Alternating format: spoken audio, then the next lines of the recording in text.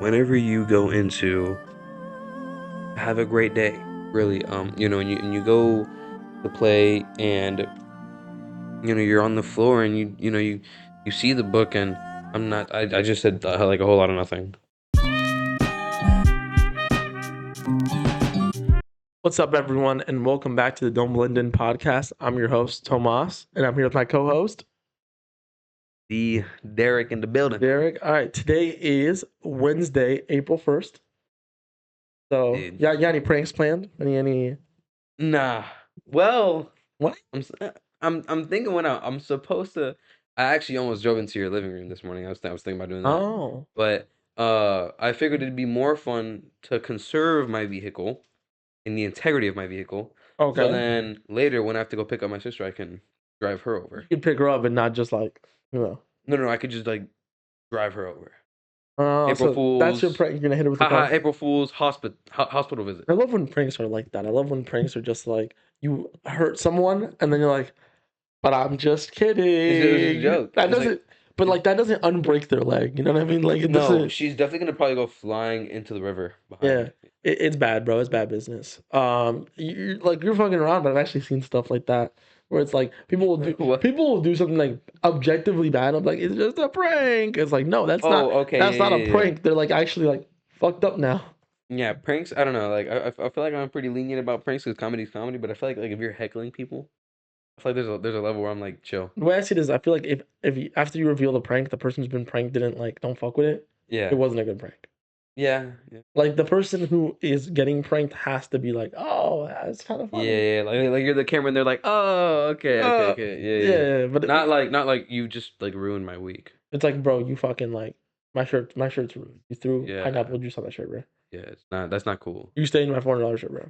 Like, oh, it's a prank though. I'm late to my daughter's I'd be like, wedding. they'll be Like, like, you got pranked though. It's like, no, you actually like fucked them over. It's not a prank. They're actually yeah. mad at you now and they're gonna beat your ass. It's not a prank. Dude, Not at all. this bro. Yeah, y'all are never gonna know what happened before this, bro. Oh my god, I just gave Derek a whole history lesson on some stuff. Dude, we had so much like funnies, but We just couldn't start recording. We've been here for like an hour. We can't record. an But hour's not inaccurate. By the way, it's been over an hour. it's like an hour and we haven't been able to record. But um, but I mean, we can get into the news segment. getting into the news segment, do you have anything you want to talk about today? Like music, put them on to some music as usual. Yeah, I definitely will. Um, I'm gonna go ahead and say this just because, like, personal experience, right? Just in case any of you are going through this. Highly unlikely, but just happened to me this past week. Guys, I was looking for some records. Because I have like a list. I don't know if y'all are on Discogs, if y'all have any music records or anything, right? CDs, whatever it may be, cassettes. They even sell cassettes. Um, Discogs is a cool app. I have like my collection on there, my wants list. Anyways, bro, I bought one thing off Etsy once. But I've never been the type to like buy things off eBay and stuff. I don't mind buying things secondhand, but I was just sketch about a lot of those websites for a while. And eBay's gotten better, but this causes the same thing. There's sellers on there, right? And there's sellers as in like individuals and companies. Small time typically. And I was like, fuck, I really want this is Benny the Butcher record. It's called Pyrex Picasso, and on like Get On Down, which is a popular hip hop record site, sold out both the original and the CD and the alternate cover.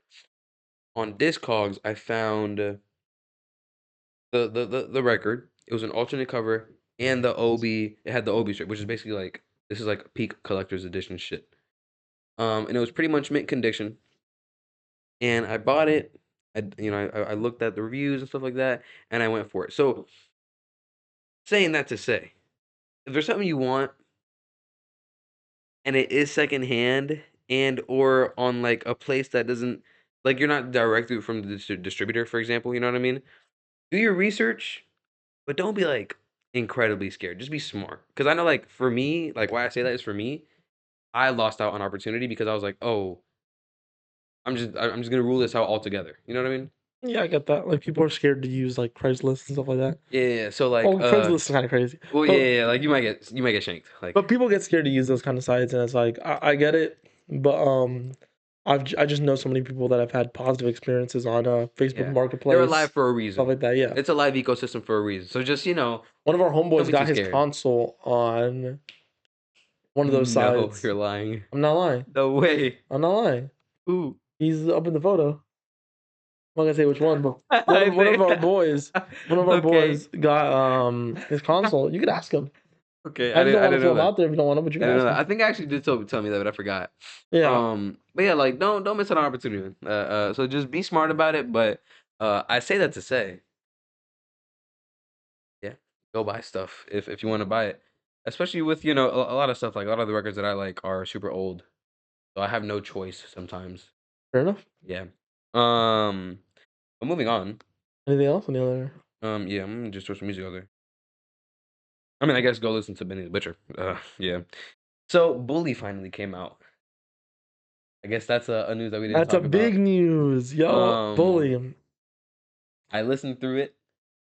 How did you feel about Before I even say anything, I just want to point out the fact that since this podcast came out in episode 1, we were talking about bully, it? Yeah, and then yeah, it got delayed, and in a few of the later episodes, you were kind of having this take of like it's never coming out. yeah, yeah. It's out.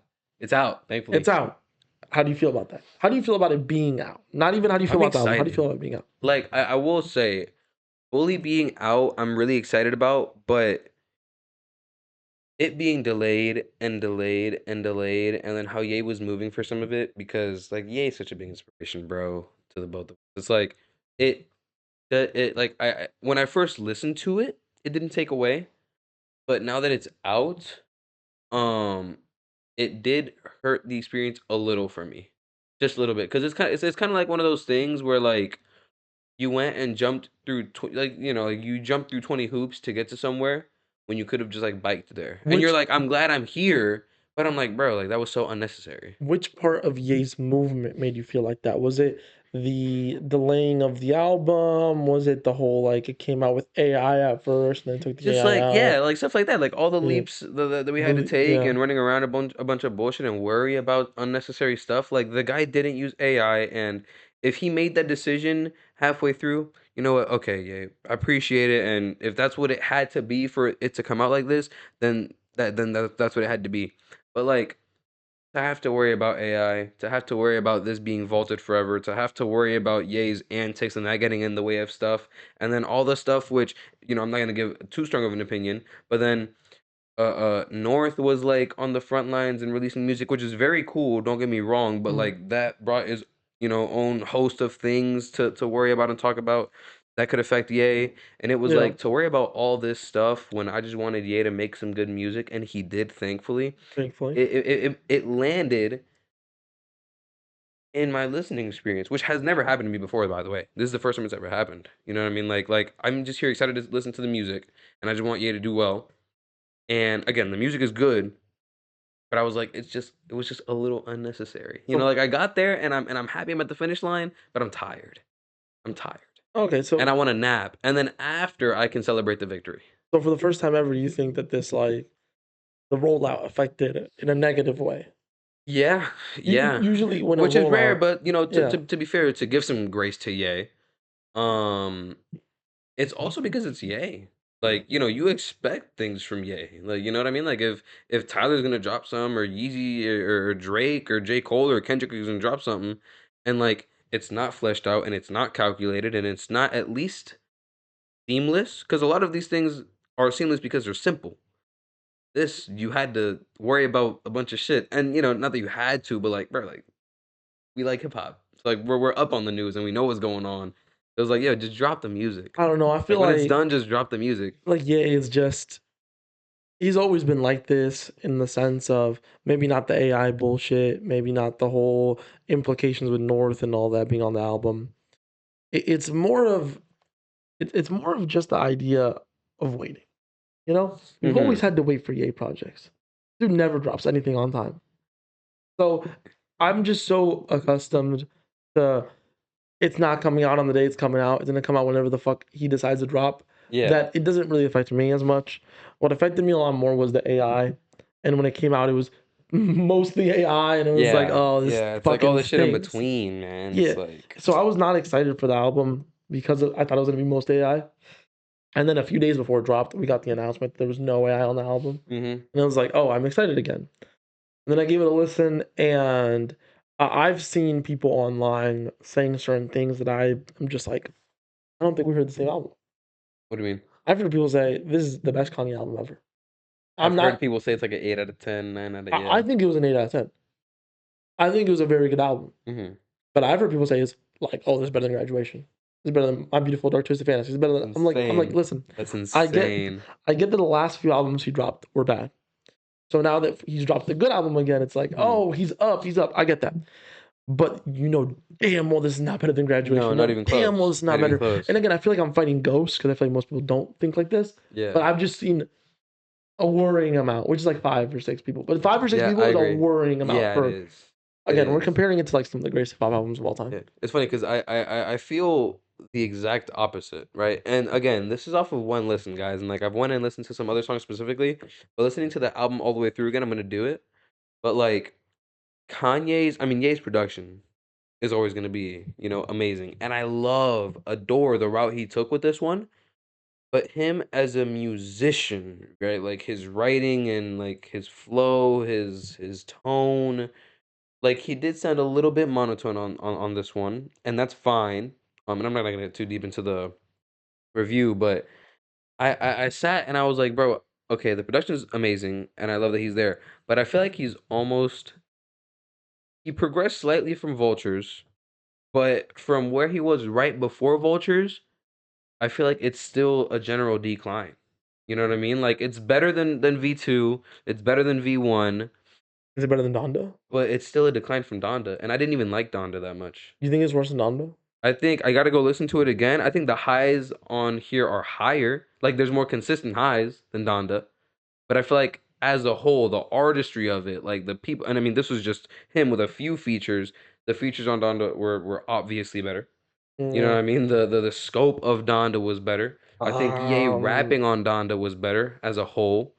I might like the sound of this better, but the project Donda versus this might edge it out. And as I go with this one, I think I'm gonna like this one more than Donda. But even if it is slightly before better than Donda, right before Donda, it's still a general decline. You know what I mean? I think you can I go listen. still think he's going on the path of like, bro, either drop some shit, aka you're fucking rapping, um, and start producing more, or just take time and pivot, bro. Something. I don't know. I just think Donda. I think Donda was a great project. I do really Yes. like Donda. I need to give this album another listen to really sit down and say whether or not it's better than Donda, worse than Donda. I see Vultures and I see how bad both Vultures albums really were. This is an upgrade. You could say Yes. it's a decline from the pre-Vulture stuff, but that doesn't really matter because you could say pre-Vultures, but Vultures happened. So this is an upgrade Yes. from Vultures. This is a positive. Yeah. The slope isn't like this, like you're saying. The slope is like this. Yeah, it It's was like up. it was like Donda, Vultures, and then Bully is like here, but I still think the trend is gonna be this. Like Donda was always going to be a downgrade just because like kids see ghosts, bro. Yeah. Like that was actually like Like my worry is that I just you don't know think he's ever gonna surpass this or Donda ever again. maybe we're like I don't like throwing predictions out there because we've seen artists you say that they're done, they're washed, and Of then they course. didn't come back. Like look at Nas, bro. Yeah. People were like Nas is done, and then Nas came back, and now Nas is fucking amazing again. Yeah. So I don't like throwing that kind of stuff out in the world, but I haven't listened to Bully enough Yeah, I agree. to really sit down and give Me a take. too. I didn't listen to the whole album through. I've listened to the whole album, but Okay, okay, okay. in parts. Yeah, I listened And to it in one sitting. from again listening to it in parts, from what I've gotten, this isn't a great album as an album as much as a great collection of songs. If you Yes. wanna Yes, I agree. like you don't gain much from It's a listening good to way to it put it. as an album, but that's not a bad thing because not every album is trying to be Yeah, it a doesn't through have to line necessarily be story. like that. Sometimes an album is just trying to be a collection of great songs with similar vibes. That's what's Yeah. trying to be, and I think that's what Bully was trying to be, and it's not a bad thing. It's also not a good thing. It's just how the album was set up. Yeah. So I'm gonna have to give each song a few more listens individually to really give this project the full. Do I fuck with it? Do not fuck with it? The take of it being worse than Donda, I think you could say it's worse than Donda. I think you could say it's better than Donda. It really Yeah. just comes down to what you like. what your tastes are, what you value. Do you value consistency? Do you value the peaks? The peaks. I'm the opposite. I think Bully was a more consistent record than Donda. I think Donda had higher peaks. Really? I think the best songs off Donda are better. But I think Bully really didn't have any I like think bad songs. Bully was yeah, just I can like, see that. I can see that. I just think Bully is definitely more my speed than Donda was. yeah. For example, Punch Drunk, amazing. I love what he did with King, Preacher Man, obviously, Beauty and the Beast, obviously, Sisters and Brothers was cool, like Father was cool, like all that stuff, right? So Mm. like I look at these songs and I'm like, these are definitely more my speed rather than the highs on Donda. Like there's a few on Donda But that are Donda's highs were universal. higher. No, no, no. The highest peaks on Donda musically, in my opinion, were higher. But I think these I may like more. Like I would probably listen to Mm. these more. But that's what I'm trying to say. It's like the opposite. Bully is more consistent. Donda is more like the Okay, peaks. yeah, yeah, yeah. I The can see that peaks for of it sure. are peak. Yeah, yeah, And again, I'd have to give the album another listen to really sit down and be like, like a sit down full listen to say whether or not this is better than Donda, worse than Donda. yeah. Same. Kanye could come out and make the best album of his career right now. Like, or he could just make I sure hope so. or he could just make a bunch of buns for the rest of his life. So I'm not gonna come out and say either side. Like he's done, he's washed, or like he's gonna make a comeback. It's all about what happens and how time progresses, bruh. So yeah, I Well, think it's better to remain more elusive than give a take like that, Derrick. And just be like, yeah, I think from now on it's down. It's like, no, hold on. Let him cook. Let it be. Let's see what happens. let him cook. How long? Let him cook. How long? He'll drop in like the next 5 years. He'll probably drop one. The next 10 years, he The might next drop 10 one. years, maybe. Uh, Yeah. I'm not so saying he can't pull a 444 Jay Z, but I'm saying he might. it's looking like he's on the Eminem path. I get that, but I also think it's important to just like let things Again, be. and even then, it's not necessarily because he's not skilled, but like Mm, his writing on this was weak compared to everything else. I think if Ye just like focused on building music and producing it, and by building I mean like executive producing shit, and maybe he talks a little bit on it, but he more like builds a song instead mm. of tries to rap. Because like on here, what I do like about this is he's talking though. Okay. He's talking about personal shit. Yeah. There you go. But like some of the other songs, I'm like, you're kind of just saying nothing. Yeah, that's fine. The song in Spanish. Yeah. No, no, no. But But no, I like, mean otherwise, if you're a some of the Spanish songs on speaker, you here, know how bad that was, some of the bro. songs I really do like a lot. Like Yeah. Punch Drunk, I like a lot. The sample on that was amazing. Beauty and the Beast and Preacher Man, everybody knows. King was super fun. Father was super fun. Yeah, and I like that he kept, as much as I'm saying right now, features, features, features. I like that he kept it slim. I did kept it slim and tasteful. So yeah, that's my takeaway on Bully. I gotta go listen to it again. Usually I don't give reactions like this on first listen, but we already listened to like half or four of the songs prior, and yeah, his music has always just been memorable. Yeah. So So I definitely feel this isn't to say I'm not confident in Ye. I'm I confident in think him still, I think it's but important to just leave it and say, you know yeah, I what, gotta let it marinate. let it marinate. One more news because the news segment's already running hella long. Yeah. The trailer for the A24 Backrooms movie dropped. Yes, I didn't watch the whole And thing. Kane I'm Parsons, excited. the director, becomes the youngest director in A24 history. Okay, how old is I he? think he's like 20. He's young No, guy. young, young. Young guy. I don't remember his exact age, but he's a young guy. And he is the director of the film because it's Okay. based on his short film that he has on his YouTube channel, Yes. The The Backrooms. back rooms, And he of built a whole course. world on his YouTube channel. It's not just one. He made multiple backroom Yeah, yeah, videos. yeah, He yeah. built a whole world. He built a whole lore. And then A24 said, movie. Here you go. Here's the budget. Here's some actors. Here's some. You go make this. Get to it. Get to it. And the trailer came out. I have never rooted for a movie as much. Maybe Iron Lung. But this and Okay. Iron Lung have been the most I've rooted for a movie in a long time because he is a young director getting his opportunity to make something from an amazing studio like A24. I'm just so excited, bro. I'm so Yeah, me excited. too.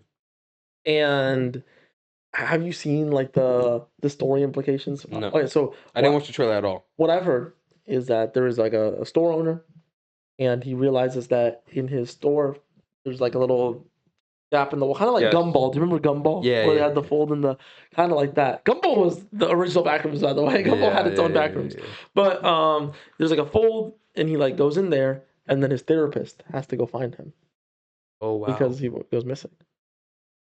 That's kind of what I've heard. I might be off. I might not Sniper be skills on on a police 100%. chase. But that's what I've heard the description is. I'm quite excited, and I think it's a good segue into today's episode Yeah, because we're yeah. talking about horror and the role that horror plays in the art world.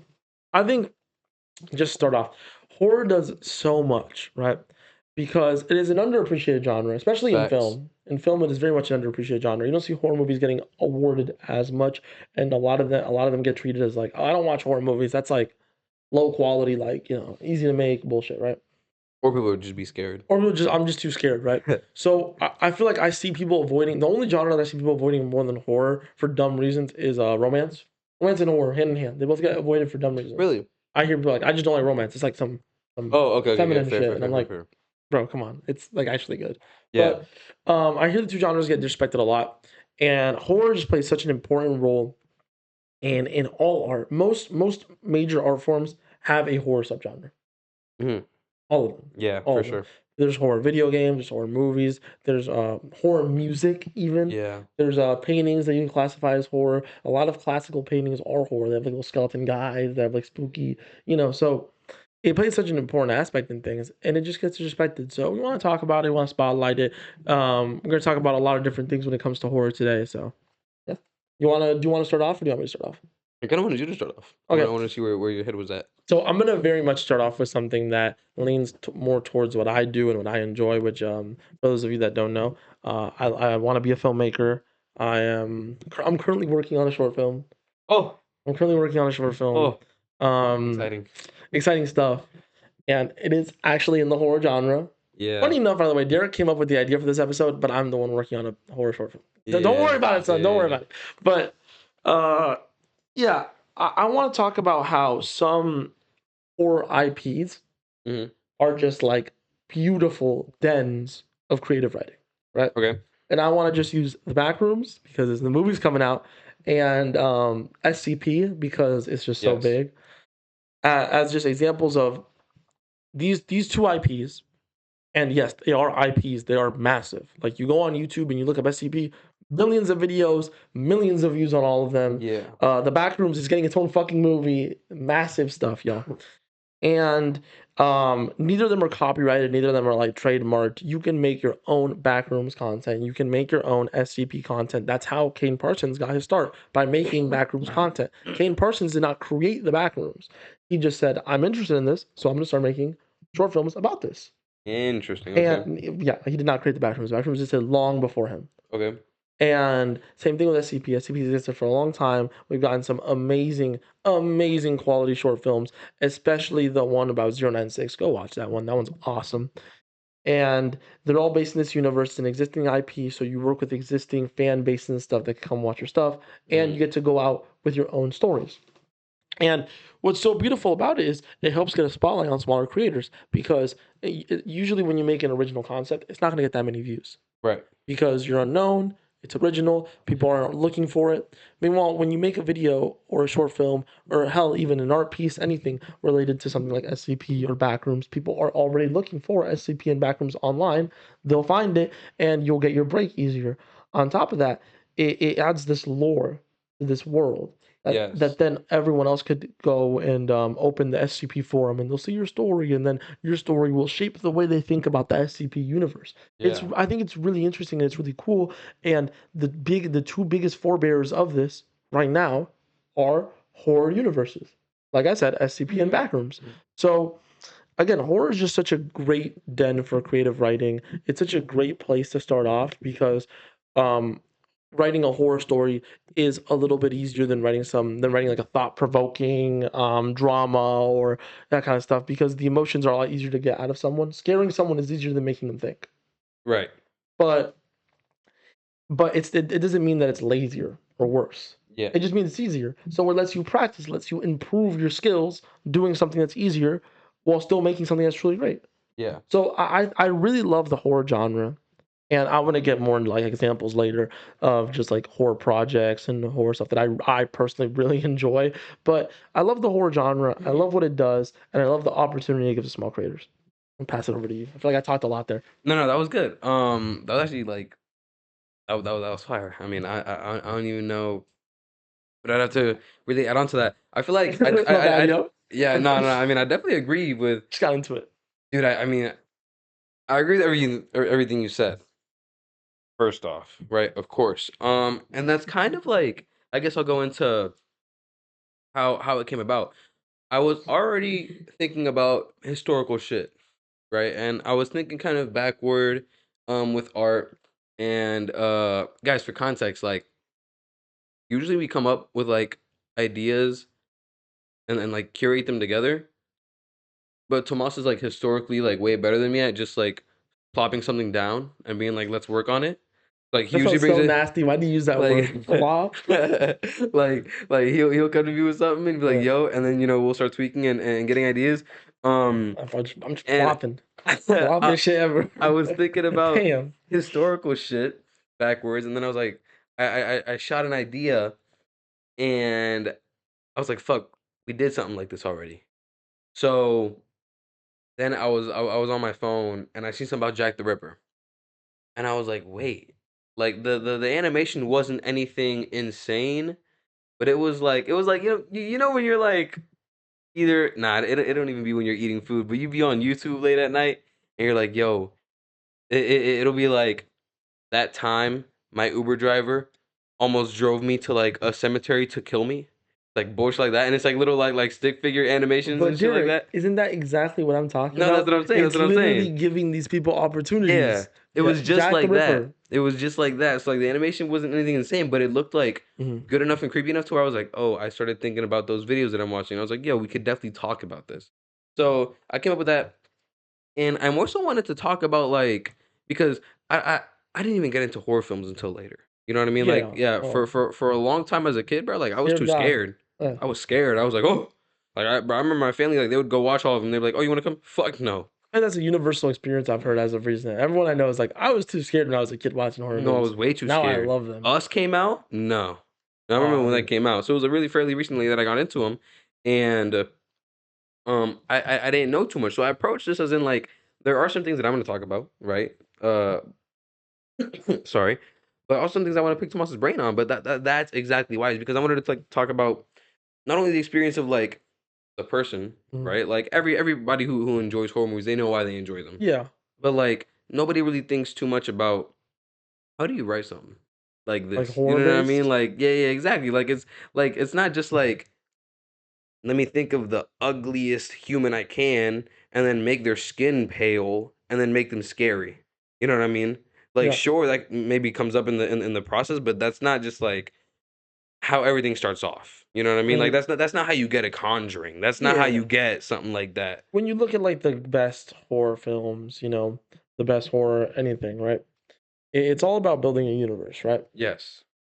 Um, that's not the main idea, but it's usually helpful. That's why you see a lot of horror movies getting sequels because they build a good universe around whether it's the main villain or the main.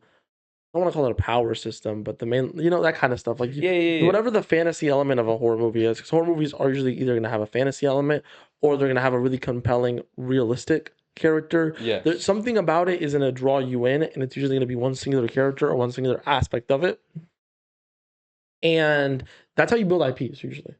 Okay. They build IPs because they become massive. That's why Thriller, like not Thriller, Terrifier, just We'll be talking new, about Thriller later though. fresh new, just got here Terrifier, right?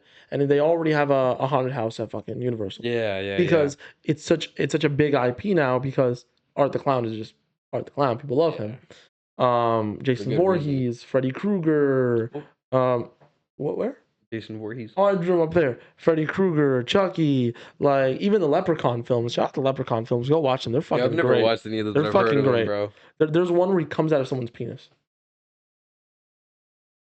What? But yeah, like all these movies, they really they'll draw you in with a character, right? And that's like your classic slasher. They'll draw you in with the character, and then the character's awesome, so they'll build a whole franchise around them. I mean, Michael Myers, Right. like, you Iconic. you can list examples forever. And then some other horror movies don't really have like a compelling character, but they have a compelling concept. Look at the Final Destination movies, right? There's no Yes. specific character, but the concept behind it's like, whoa, and you can make a billion sequels. Yeah. And I think that's why some people view the horror genre as like bad, because a lot of the sequels end up being lazy because um the inherent idea of making a bunch of sequels is slightly lazy, Mm-hmm. because it's like, are we gonna make something original, or are we just gonna like Yeah. rehash? Keep writing on this bag. Yeah. Rehash. And like I said, writing and create in already existing IPs can help young people get a start and help that. But very much so, that is a start. I think your goal should always be to make original things. I think your goal should always be to make original things, to make new concepts, to make your own IPs, right? And that's why I love that the horror genre has all these existing IPs that you can make creative, fresh stories from that already exist to get you a new fan base. But that does also breed a little bit of lazy stories Yeah. sometimes. And again, you see it with the fact that there's like 1,000 Friday the 13th, 1,000 Nightmare on Elm Street. Whoa, I couldn't even speak there. I was like, Nightmare on Elm Street. And like, already got me, bro. I Already started, got you. I started dreaming. I started like falling asleep here. Bad business. But The Halloween films were actually the first ones I watched. were they? Yeah, I watched a few of them. Those are definitely the first ones that. But the thing is, that's why it kind of eased me into it because I was like, oh, this isn't But scary. did you see how, as they went on, they got worse? Yes. As they went on, they got worse. Like I hadn't even watched that many, but like by the third one that I watched was one that where like he burned in the basement, and then they said, oh, there's another one. I was like, bro, he didn't die. Oh, you're talking about the newer ones. Yeah. I was like, what the fuck are we Oh, doing, bro? Like I watched one of the you're talking older about ones. the like the reboot, the newer I don't know. reboots. There's like a newer reboot series.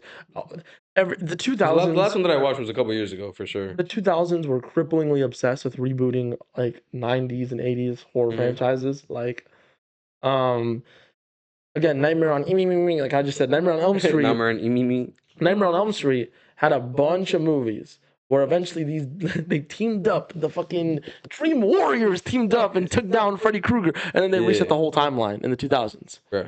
Um, Michael Myers Halloween had a billion movies, bro, a No, billion bro. Yeah. Halloweens, and then eventually they rebooted the franchise into the 2000s one. So the 2000s were again obsessed with rebooting Hmm. franchises. Some of them bad, some of them failed. Yeah. Like people did not like the Nightmare on Elm Street reboots. People did not like them. Never watched them. One of the main sticking points is, you know what, we got to get a controversial take in the episode. One of the main sticking points was that in these films, Freddy was a pedophile, and in the other ones, Freddy was a child murderer. But it's like the way I watched the original films, I felt like it was implied That he was that he was okay. a weirdo, and that's why they burned him. Oh, okay, okay, But okay. a lot of people were like, "This isn't the Freddy I grew up with. This isn't what," and I'm like, on top of the fact that it wasn't a great film. Right. But I remember a lot of people. I'm not saying this is what made it a bad film or like a not great film, but a lot of the sticking points you see online, a lot of comments you talking about like, oh, they made him a pedophile. They didn't have to do that. And I'm like, personally, I felt like it was implied in the originals, Yeah. but that might have been me being biased because I already knew that the newer ones existed because I'm a kid. Oh, I'm a okay. jit. Yeah, I'm a yeah, yeah, kid. yeah. Yeah. So when I was when I was a little ass kid, these movies were already out. So maybe that kind of warped my perception of Freddy in general. But I don't think it's a horrible change. He's supposed to be a horrible person, and I don't think making him a pedophile makes him Bad versus bad. bad versus bad. They just changed the flavor of bad. Yeah. I think that's really it, and I think it makes him a scarier villain, in my opinion, to think that he was Yeah. because it's just everyone's a killer, but a pedophile, that's fucking spooky. That's Yeah. bad fucking business. That's Yeah. so. You hear stuff like that, and that is kind of one of the things you see that happens when these franchises kind of branch out into a billion parts. You see a lot of like the original intentions change, the original Oh, characters yeah, change. Like, yeah, you know, yeah. the Halloween movies are supposed to be anthology. It Really? wasn't supposed to. The second one doesn't even have the big Myers in it at all. Really? No, because they were supposed to be anthology movies. Wow. But then they like were like, "This is Mike Myers." Yeah. Another great example: Friday the 13th. You know, Friday the 13th one. Jason is not the villain. Who was it? Jason's mom. Oh, okay, okay, Because okay. Jason's dead in that movie. Jason's dead.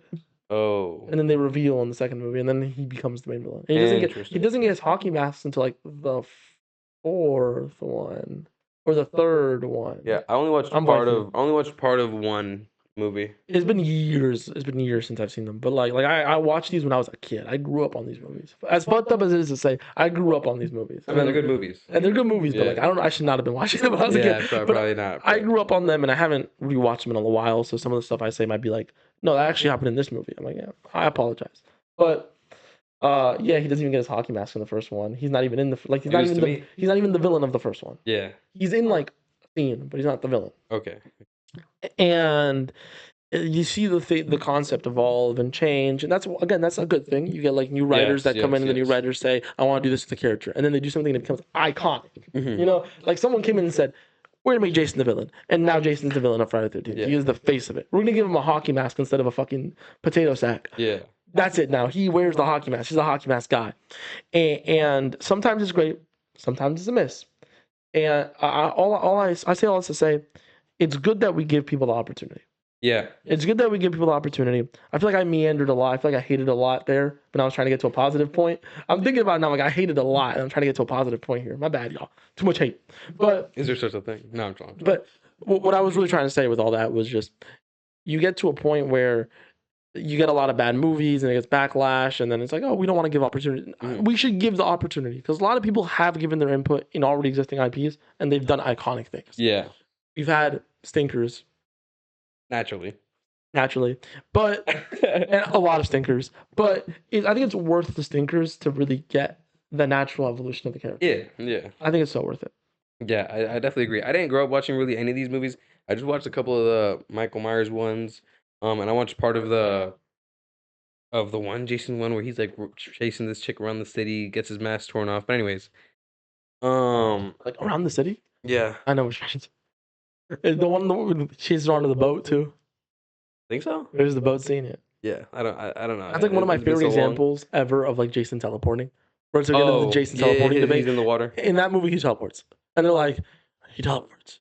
It's a whole debate in the community whether or not he The can debate, really. And we're like, he just runs fast. He teleports. Like some people are like, he teleports, but that's not the original point of the character. Like it's a lot of debate. It's interesting. By the But way, all these horror villains have power scaling debates.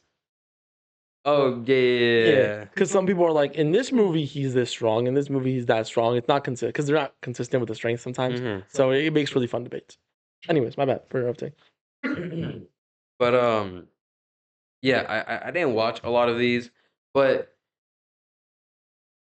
fuck, I don't even know how to like respond to that because that wasn't like the direction I was going in. But I like that you brought it up because I feel like that's more on the simpler side of things. Because like I've watched No, that's fine. I just brought it up because I thought it was cool. You can no 100% get your but it point. makes sense. It's Yeah. just and this guys, this is the whole point of this episode. I'm gonna think about shit and then I'm gonna ask this guy because like I'm not a professional, by the way. I'm not a professional. you look I at just like horror movies. you look at something like, for example, the Conjuring movies, right? Which I watched fairly recently when the new Conjuring movie came out. So good. Which I mean, that movie was it was I good. actually didn't watch the newest one. It was good, I guess. I didn't watch the I newest didn't love the ending, but anyways, I always wondered like I said at the beginning of the episode, or not the beginning, but you know when we started talking about the horror shit. How do you write some of these?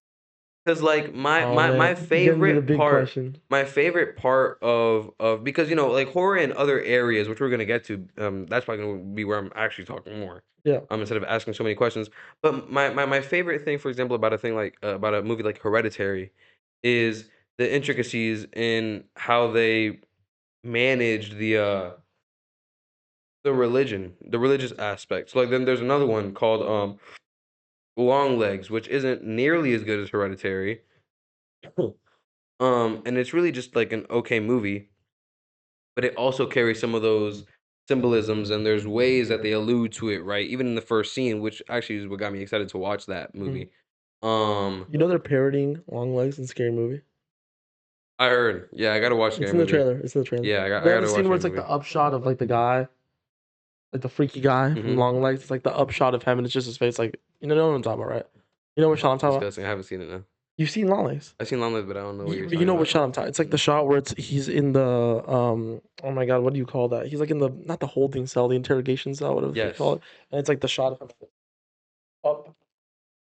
The camera's up here. Look like this. Oh, okay. Yeah. The fuck was I saying? Oh, Fuck you were just you. asking about writing. Like, how do you write those kind of Oh things? yeah, because bro, like you look at some of these movies, for example, Hereditary, which is my favorite like horror movie, one of my favorite movies of all time, and I feel like I was always pretty put off by certain horror movies because they have nothing to them, or they're just jump scares, or they're just boring. You know what I mean? Like you look at something and you're like, okay, why am I watching this? Right? Like for example, Avengers, you look like and really any comics, right? Dude, Mm-hmm. you get a character, just I gotta listen. stop you because you're asking two Damn. questions. I can't answer both. No, I'm not asking to this All right, go. You know what? Go, fucking go, go, guy, go, and man. I'll answer both. Go, and I'll I answer both. no, bro, I didn't even ask another question. You asked how do you write it, and then you started asking another question. I was like, no, wait, let me answer No, that. I didn't. I started giving another example. There was But no question mark. now you're talking about scared. Like, what makes like you're like the jump scares in this?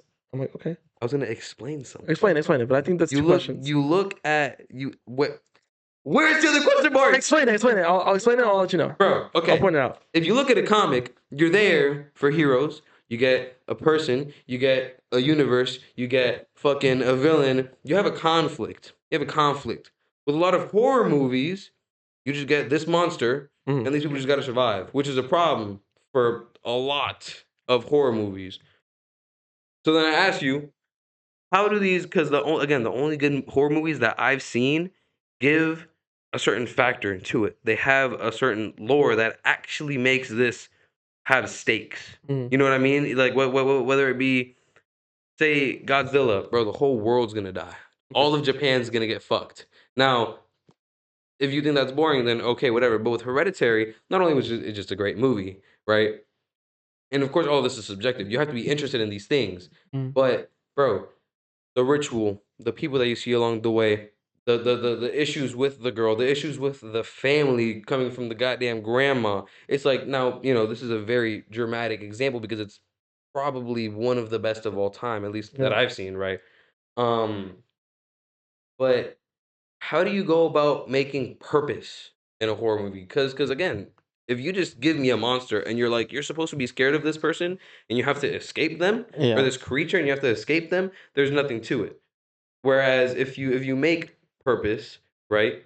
And you give reasoning to what's happening, even if it's just like because I mean, again, when you look at Hereditary, there's nothing you can necessarily do to fix any of this. Mm. Sure, like if things went differently, it could have gotten different. But this is just a snapshot of what happens to these people, right? Instead of say like the other ones, which comics are inherently typically supposed to be a little more ongoing. They're supposed to be a little longer in lifespan because a lot of superhero whatever gives the history of humanity because it's like, oh, this is when these superheroes arrived.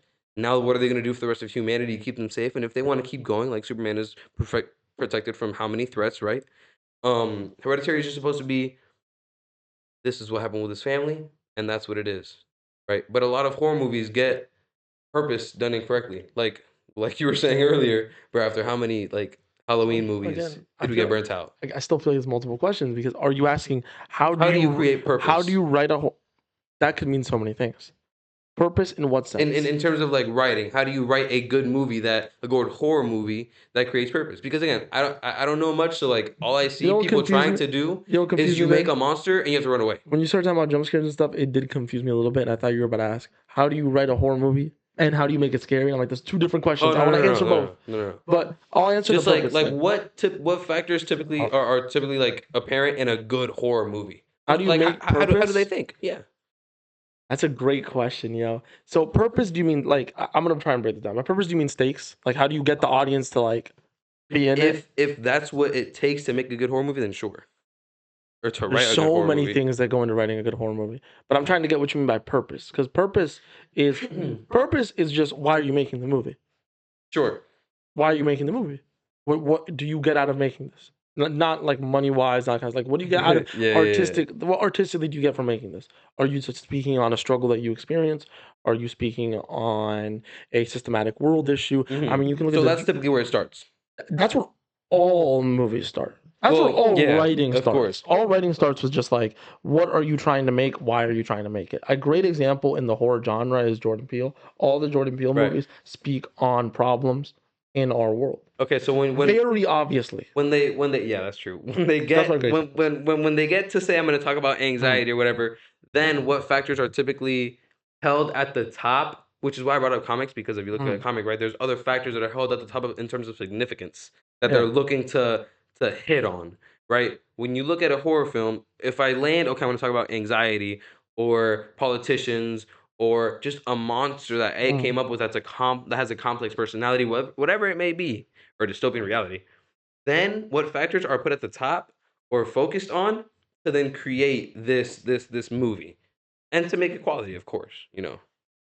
That's interesting. It's just so there's so many answers because it's just so based on the person, based on Of the course, of film, course, based of on the course. struggle. Again, I use Jordan Peele because it's just so obvious in his movies, right? Okay. And that's on purpose. He makes it obvious because he's not trying to make a good movie that has this theme in it. He's trying to make a good movie so he can actively push this, so people Okay. will actually look at the issue directly head on, right? Right. Not every Okay. movie Okay. is like Okay. that. Okay. Not Okay. every Okay. movie is Okay. like that.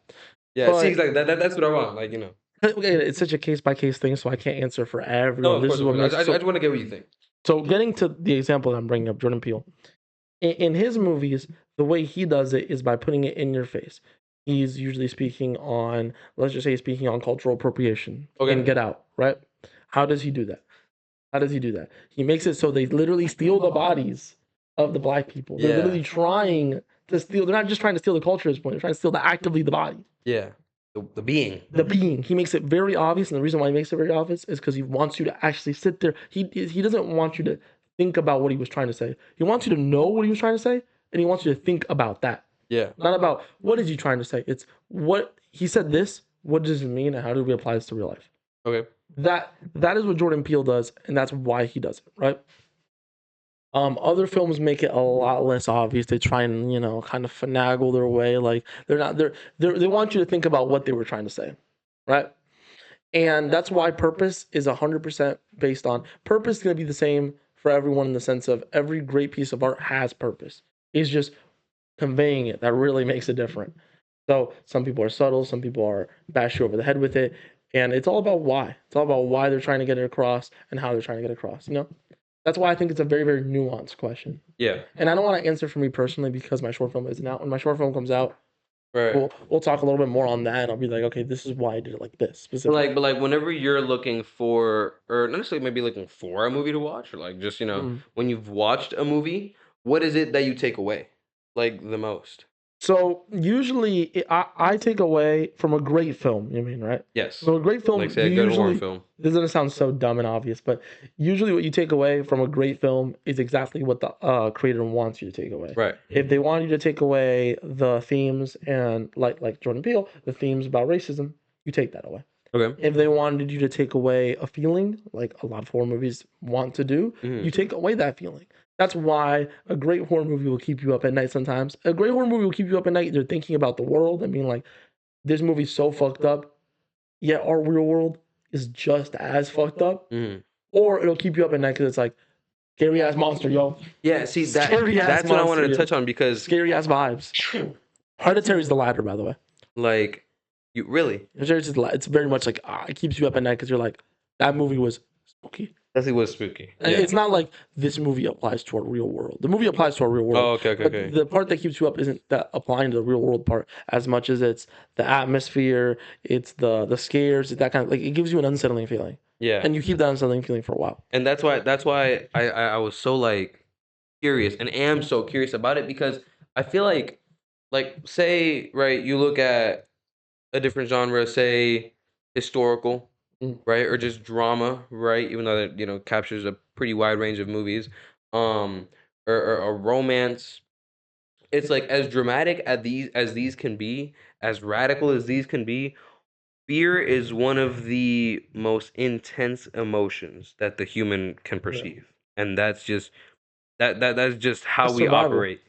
Yeah, that's just survival. That's just how we operate. So it's interesting to see, right, how much of a straightforward approach can be took with these horror movies, right? When you compare them to other quality horror movies. It's like, okay, if I'm gonna sit down and I'm gonna make a good horror movie and I have these two options, this one is in fundamental like platform or sorry, not platform, in fundamental structure is quite similar to other movies that possibly don't deal with emotions as intensely or Mhm. as directly as fear.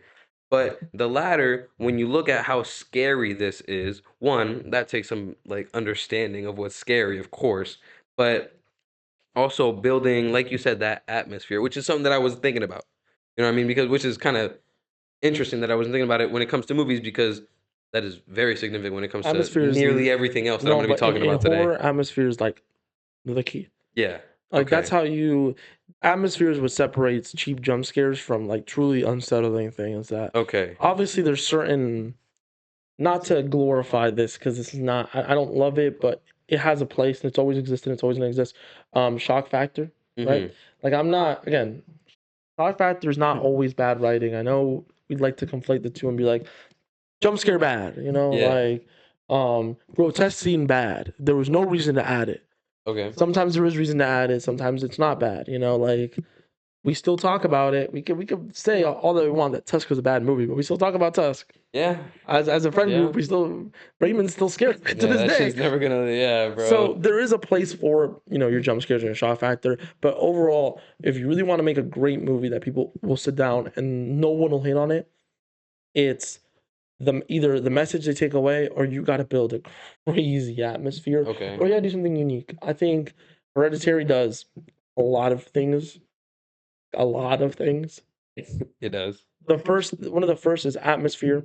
It actually does all three of them: atmosphere, shock factor, and uniqueness. See, my thing with Hereditary It does all three and things I brought up. when you brought that up, I immediately thought of you I mean, how can you not remember the Yeah, scene where she's cutting her head off, right? yeah. Like, although that was a scary scene, right? Albeit not the scary scene for me. Like one of my creepiest scenes were The head when, bang on huh? you're gonna say the head bang on the That roof. one was That's good, everyone. but That's that one everyone's was here. good. It's very unsettling. My creepiest scene was Yeah. when the camera work was amazing. He's walking near the furnace and she's on the corner. I'm getting chills right now. She's on the corner of the wall of the ceiling, bro. Like You know what's so sitting beautiful there. about that? It's like the camera was very much focused on him. By the way, that's a certain I was learning about that today. Like Not today. I was about that yesterday. I thought about that because how you said the atmosphere, they set the grounds for that so well. There's a certain way you can set up your camera so it'll perfectly focus on the main character, and then like on the background, you can still see the. It's all about lighting. It's all about lighting and camera Fucking work. terrifying. All about lighting and camera work. And I love stuff like that in movies because that's a shot. That's a beautiful shot that you Okay. remember. You still talk about that shot. And why do you still talk about that shot? Atmosphere. Right. It's the atmosphere they built. And Hereditary, like I said earlier, hits all three of the things I just brought up. Even though there's a bunch of things, but those three things are very important. I feel like shock factor can make you memorable, atmosphere can make you memorable, and uniqueness. Obviously, like certain Right. things that you don't see in other movies, you're gonna remember that. You don't see a girl's head get cut off often. So that's not even where I was gonna go with that. Really? So shock factor is the most obvious one, bro. The main character's sister. By the way, I watched the movie like years ago, so Hmm. the names are very. Right, right. No, But yeah, I don't really remember the names the like main that character's either. sister, right? Um, her just like head just gone. Yeah. Yeah. That that was shock factor. You did not expect that watching the movie. To Of be honest, course. I did not expect that. Especially if you watch the movie when it came out, a lot of the trailers and stuff were indicating that she was going to be the main Yeah. character, and then just so that With was kind of haste. With that haste. was kind of crazy. That's shock factor. That's a scene I still talk about today on the Xbox parties, and I'm like, bro, remember Yeah. when she that was Yeah. fucking crazy. We Yeah, still yeah, talk yeah. about it. That's the shock factor, right? I'm gonna bring up the atmosphere next to the uniqueness. I want to say if you're not ready for what I think was unique about this movie, what Okay, I okay, think is very okay. memorable, the atmosphere, good atmosphere will make it so you feel like you're in the movie, and even when the movie's over, you still feel like you're in the movie, like you're in your bedroom and Thank you you. can feel the movie around you. You can feel Okay. like the I was thinking about that earlier and I wasn't sure if I was like tripping. that's what good atmosphere is to me. Again, Okay. all these things are very different. Like every filmmaker is different, Right. right? Every filmmaker views color grading differently, views shots differently, views everything. Like they prefer this kind of composition. It's all different. But the way I think atmosphere is great in a horror movie is when you can still feel the atmosphere. You can feel the atmosphere coming out of the screen and pouring into your real life. That's Yeah. the true fear. Because that's the difference that I feel with other movies, which is what I was You about can to see it what I was feeling right even now. more prominently in gaming, horror games. In horror Hmm. games, the scariest kinds of horror games will make your spine like tingle because Yeah. instead of it doesn't feel like it's just a TV. Bad horror games, it feels like it's something happening behind your TV. Meanwhile, good horror games feel like it's something happening behind you, Yes. and you're like, "Ooh, Yes. ooh." Yes. Yes. No, it's behind me. Like No, I'm in these hallways right now. I'm in these hallways right now. Yeah. By the way, me and Derrick have been getting this effect on Outlast Trials like all Dude, month. I fucking dude. love Outlast Trials. It's so good. But getting back to Hereditary, Hereditary builds an atmosphere. For me, I think it's mainly through the sounds and through the lighting. Okay. The sounds this movie has is crazy. Whether it's like the buzzing and the humming in the background, that kind Okay. of stuff. Yeah. The final scene of the movie, Yeah. the Yeah. sound Yeah. on Yeah. that, Yeah. the sound that the girl would make, the sister would make, like the sound in the movie built a lot of atmosphere, and there's also the lighting. Mm-hmm. It was very dark. The color grading was very specific in this Yeah. movie. Very consistent. It built an amazing atmosphere that you still felt. I mean, you can tell a story about Orlando if you want, so they know Wait, how the which one? Which one? Which atmosphere one? when y'all watched it in the sleepover. Dude, there was so much shit that happened. But like I'm telling you that y'all were still like feeling Yeah. the Yeah. movie, Yeah. even after the movie turned off. You felt like you were still in the movie. Cause for me, like it was like a big part of it that I wasn't thinking about during the movie, but I mean now being far detached from watching it, the movement, right? Like Obviously, yeah. the movement of the movie, how the camera moved, how the pacing was set, right? Like you feel like you're there, so you feel like you're walking with the characters as they're moving. Yeah. You feel like another thing that might bleed into uniqueness a little bit, but like making everything believable and just having good story construct, the family dynamic Dude, of I'm everything. telling you, bro, atmosphere, good atmosphere is like a fog machine. Yeah. It's like a fog machine. You turn that fog machine on, the fog will engulf you, and even after you turn the fog machine off, the fog is still there in Yeah, the the fog room. is still there. It's like, you know, That's what like it's all I feel like about. I'm sitting here. I feel like I'm listening to y'all yell at each other and After shit. the movie turned off, you still felt Yeah, the 100%. and that's what truly great atmosphere feels like, in my opinion. Right? This is all me. Different people view it differently. Right, of course. Now, I want to talk about the thing that I found very unique about Okay. Hereditary, and that to me was the mother-son relationship between the mom and the main character. Okay. That it's just there's so many different like layers to it, right? Yes. Whether it's like I don't know if y'all have heard the theory, but the idea that he's smiling throughout the whole movie, and it's like Yes. that kind of Yes. stuff, Yes. and then Yes. the way that she kind of like loses her mind after the death of the daughter, and she blames her son, and the son blames Hmm. himself, but it's not really. Not really his fault. It is kind of his fault a little Kind of bit. a little bit. That's what makes it so You can cool. make the argument at least. It's like she's a bad person for the way she's acting. Yes. He's also kind of a bad person, Yeah. but the way they treat each other is like you shouldn't be treating each other like this. But they're both kind of bad people. They kind of deserve it. And it's like, oh no, wait, no, that's bad. I shouldn't be thinking like that. So it's just so layered. It makes you feel so like conflicted about it, right? Where so Yeah. you get her, but you get him, And then the whole time you have the curse kind of pulling strings in the back. Yeah. and that's what makes it feel so wrong. That you get Yeah. it, you get it. You understand why they feel the way they feel about each other. It's bad, but you get it. And then when the curse pulls its little strings, you're like, no, they could have fixed their Yeah. relationship. They could have fixed their problems, but it's just so unique. It's so interesting. Yeah. And it's Yeah, for what I sure. think is truly memorable. That's what makes the mom so scared. The mom is literally just a lady. Like she climbs on the wall. She's still just a lady. She's not a grotesque creature. Just a lady climbing on walls. But it's so much scarier than so many grotesque creatures you've seen in horror movies before. It's because of the relationship you build with the character and the relationships you see her have with other characters. On top of the atmosphere. Yeah. See, And the thing with the atmosphere and the uniqueness for me is like not only the family dynamic, Mhm. but how they almost like I think the way they tell a story too. With like different characters. Like the way that they yes. tell a story through the main character's eyes. Okay. But I like how at first it's not through his eyes, and then it becomes through his eyes. Okay. And after it does, you get hints of him being an unreliable narrator. Like he doesn't really see everything because Oh, of I the never thought about it curse. that way. I don't know. I think the main unique thing here for me is the inter-character relationship, specifically Yeah, the mom and the son. I That's agree. like, I also like how they painted the house. Like oh, the set. the Even house the school set. The school set was felt awesome too. yeah. Yeah. But I mean like the house it almost like when you look at something and read like let's say you love Valentine's Day time and it's like so year round you see pink and you immediately get like you feel happier. Or you see green and you feel more We're refreshed talking because it's colors. We're nature, talking about colors. right? They built this aura around the house where it's like at the beginning you're like, okay, the color grading sets the tone, first of all, Yeah. obviously. But then you get through the movie and it goes and he has these hallucinations and these dreams and the mom starts acting weird and then he's in the garage, you know, they're building with it sets this innate sense of uneasy in the house, Yeah. right? Which is built through the family dynamic and also the shots of outside the house. Yeah, They keep reminding you that this place is is isolated. They keep reminding you that they have to drive away to get here.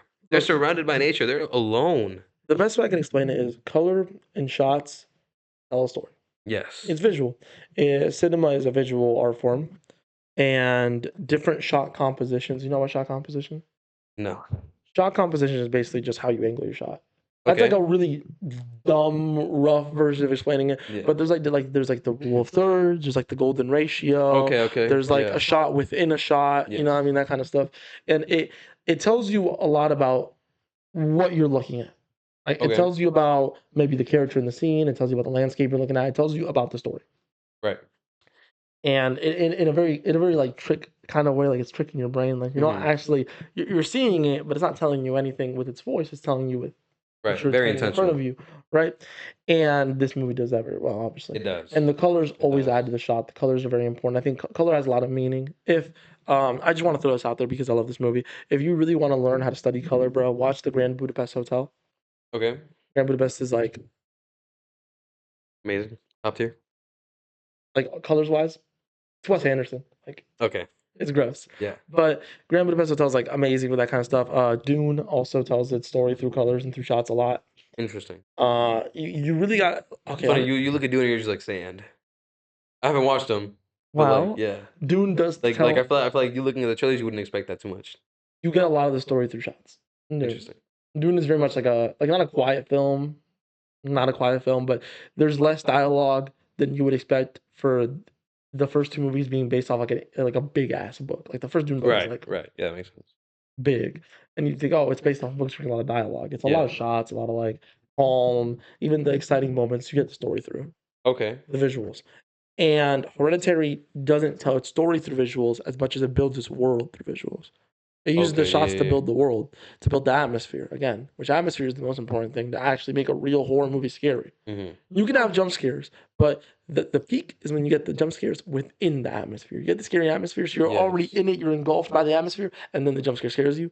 So you get the instant gratification of being jump scared, the instant like fear, Yeah. but you also get the unsettling of like every other scene is still scary. Yeah. I feel like that right there is what got me at the end. I feel like that's what gets everybody because the main thing that I think about right is like, yes, it was already a creepy film. That's true. It's a disturbing ending too. Yes, it was already you're supposed to be uneasy the whole time, but at the same time, it feels like almost like how I remember the. I mean, to be honest, one of my favorite films of all time. So like, I remember the film pretty in depth.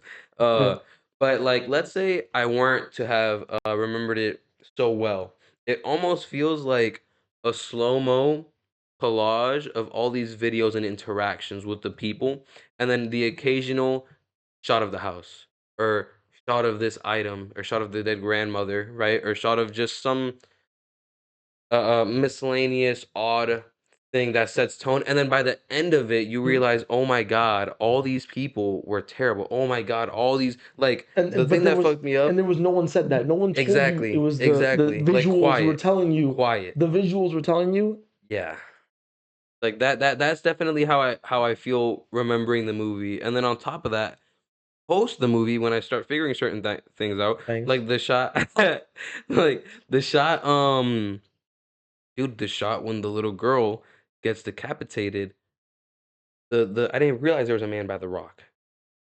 Orlando did, or was it Orlando or Julian? One of them. They were like, "Yo, did y'all see that?" I'm like, "What?" But we kept watching. You know, we didn't like rewind or anything. Like, yo, there's a dude there. I was like, "Nah, y'all bugging." And then that's when the one of the creepy things that we haven't even mentioned, the naked people around the house, bro. Like how now again, granted, we're talking about a very, very strong example here in terms of like quality, right? But This whole episode is turned into hereditary analysis. It's that yeah, good. It's that good. It's it that is like good. it. But I mean, it has like every inch of, I mean, fucking cloth that you need to be cut from to make a movie this What's quality. great about it is it's like a movie that you and me both agree it's like our both of our favorite horror movies. Yeah. And I'm not you hate when I do this, but I put y'all on like No, respectfully. you did. We were talking about. I was like, He yo, hates what when I say movie? that. He hates when I say that. Nah. I hate we would be like, yo. Did they know that I put you? Did Yeah. they All right, we get know? it. We get it. Right? Like, but nah, I like that about I'm a it. ball knower, bro. Just let me You know know what I mean? ball. So that's definitely something that stuck out to me. You know what I mean? And bro, this is as much as we're saying Hereditary like review, like Hereditary Glaze Fest, which we actually did in another video. Yeah. Um, this I was gonna say I'm just glad how this is coming out. This is Watch exactly how it's supposed to watch Hereditary. watch Hereditary Watch for sure. Midsummer. Midsummer's made by the same Yo, guy. that's so funny. I was thinking about Midsummer this whole time because I watched a trailer for it the It's other made by day. the same guy. I know, and I was about to tell you I'm gonna watch it soon. And It's by soon I mean like really soon. like it is one of the most beautifully shot movies. You know, I was talking to Angeli and she watched that and she said she's never watching it again. It's scary. Yeah, she said like it's one of the movies where like nah, I'm good. I think it's even not even more, but it's just as like mind fucky with the main Okay. character as Hereditary. It's kind of Yeah, like I'm much. super excited to go watch it. So I'm gonna go watch that one too. But I mean, I think as far as Hereditary goes, man, yeah, just watch it. I mean, you answered my question perfectly. People get mad when I say this, but Midsummer is actually like not just in the horror genre, but in general, it's one of the more beautiful movies I've seen. Like shoot Really? shot wise, and we're Okay, like, you're okay. crazy. How is it beautiful? It's very disturbing. The colors they use are in such juxtaposition, I was gonna and say they look amazing. the set, bro. Even the final set when they how do I say this without spoiling? The final few sets of the Mm-hmm. film with this one building that gets burned down Okay. and then the final like the flowers and all that stuff. Yes, the flower That crown. whole scene is so like the colors and the scenery and everything is so wrong for what's going on. It's Oh, so okay. like It does look beautiful. Like it it should reminds me not. of like Your Lie in April, beautiful colors, like That's watercolors, the like last scene literally looks like the last really. few scenes look like that. It's like this is just not what's happening here. Like why are we Uh, crazy that you yeah, chose like the pinks and the like light yeah, blues and like this is yeah, like a gender reveal in the middle of like Netherlands, bro. This is beautiful. yeah, You got all the fucking flowers and all the and he's in a little costume and it's like oh wow, but yeah. it's like horrible. Like it's like a murder in the context of broad It's daylight. like the main character lost. Okay. It's like the villains won, and we're gonna fucking a little happy. So I'm probably gonna like it a lot. You'll like it. It's a really good movie. I think it's a really beautiful movie in the sense of like the way it's shot, the colors they Hmm. use. I got into a debate with someone because there was like a post on Instagram and it was listed as one of the best, like one of the most beautiful movies. Okay. And someone in the comments like, I don't get it, bro. All the other movies beautiful, not Midsummer. Midsummer's ugly as shit. I'm like, this is rage baiting. Like, this is Yeah. wrong. This is so upsetting. It was like the list was like Interstellar, obviously. It was the Truman Show. Love the Truman Show. And then Midsummer, like was on there. I don't know if it was like four. I think it was Okay. like the last one. Like it was five. And Okay. I was like, I don't put it that high. It's not like top five most beautiful movies I've ever seen, Yeah. but it's one of the more beautiful movies I've ever seen, and I think it deserves the praise. I don't think it's as scary as Hereditary. I think Hereditary is the better movie. It's scarier. Okay. The atmosphere is better. But I will say the shots from Midsummer are more beautiful than the shots from Interesting. Hereditary. Yeah, So I'm gonna check it out soon. Like soon, soon. check I'm out Midsummer. excited. Check out Midsummer. But man, I'm not gonna lie, dude. The question was answered. For me, I hope you know the question was answered for y'all. I think that's what I I'm got. not a Hereditary, professional, man. y'all. I'm not a professional. Listen, I'm gonna keep it a buck. I went into this right and just like behind the scenes, aka like in the brain of why we sometimes format certain things certain ways, right? And Tomas comes up with different things for different reasons than I do, but we have a general consensus. Oftentimes, I tend to come up with certain things because I know one of us is gonna excel at it, or both of us Yeah. is gonna excel at it.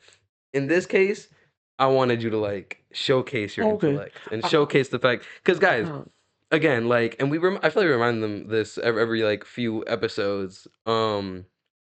This is like this started off as like for us, and you know, like we knew we wanted like a community, but this is about art. You know what I we mean? do want to just build a community of artists that want to do anything. You know what I mean? Like you could literally be any kind of artist, anything, Yeah, like this is supposed to and be for growth. you just come here and you'll see me and Derrick grow as artists. Me and Derrick started off fresh newbies, still fresh newbies, but as we grow as artists, we hope you guys grow as artists too. Yeah. So And we could grow together and we could have great conversations about us growing and great conversations about different art in like award shows and like just talk about stuff together, man. yeah, And maybe we hate on each other a little bit sometimes, but we all come together at the end. Nah, but we all come together at the end of the day and we have real discussion. I think it's beautiful. yeah. So I just wanted to throw But that I'm out. not right. I'm not a pro. Hopefully one day I'll be a professional and I come and be like, yes, Yeah. let me tell you all about it. But right now I'm not a professional. Obviously, If I'm just any of saying you what. If any I know personally from my experience. if any of you know who Larry June is, he has this little saying. He says, "Good job, Larry." Tells himself, "Good job." Uh, So yeah, I kind of brought this all up to say you killed that shit. Thank you, man. I appreciate it so much. But I do want to talk about video games, so just a little bit, a Yeah, little yeah, conversation yeah, about video yeah, games. yeah. I mean, definitely is the most similar to movies that we have Actually, I have today. something I want to say on short films. Should I say that now, or because it's Yeah, like yeah, go. okay? I guess I'll say that first. Um, the horror genre has given so much to the short film community. It's given Okay. so Yes. much, Yes. and the short films is a community, right? Hmm. It is a group of people that like want to make films, and it's just so much easier on the budget. Yeah. It's so much easier on even the writing. It's easier to write a short film than it is to write. A lot of people don't Hmm. agree with me, but I think it's easier to write a short film because you have to write less. It's like, oh, how do I condense my massive story into a little? You don't condense your massive story into a little story. If your story is massive, don't make it a short film because Yeah. don't condense it. Let it Let be it be what it has to massive. Yeah. be. Exactly. But for me, I think it's easier to write short films. It's easier on the budget. Short films are easier than feature length films, and you even submit them different things. Like a feature length film, you try and get it in theaters, right? Hmm. A short film, you try and get it at film festivals. Interesting. I didn't know Like it's a whole different ball game, and the horror genre has given so much to us, man. that. Hmm. Has given so much. Like some of the best short films on YouTube, for example, horror. Yeah. Some of the best short Yeah. films. The best ones I've seen are definitely horror. Some of the best ones are horror, and like you look at something like very very basic, but you look at something like Corey Kenshin in his Spooky Scary Sunday series. He is really Put spot. everybody on, He's bro. put so many people on to these horror short films, and I love what he's done. Yes. I think Corey's a great guy. I love what he's done. And I think I had a moment there. I had to burp really bad. Moment of silence for the burp. I had to burp and I couldn't get it out, bro. I'm so sorry, yeah. But I love what horror films have done for the community. There's such a big abundance of them, and a lot of them are fucking great. Look at Kane Parsons, man. Yeah. Like Kane Parsons made a few short films about the back rooms, and now he's making a full feature length movie. Fucking So, elite. like I said at the beginning, horror has given a lot to the creative writing community, the short film community, and even to feature length films. And sometimes it doesn't get the respect it deserves.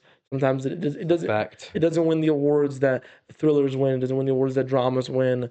But I'd like for us to open the conversation to be like, yes, horror movies can be as good as thought provoking. Yeah. They can And be as have good been. and have been. Hereditary, Sinners, Yeah. Weapons. Like there's so many in recent memory that have come out, which Sinners being a horror movie. But like, It's a mix of a few things. but I'm talking just recent history of horror movies. We have gotten movies that have been amazing. Contenders for best movie of the year.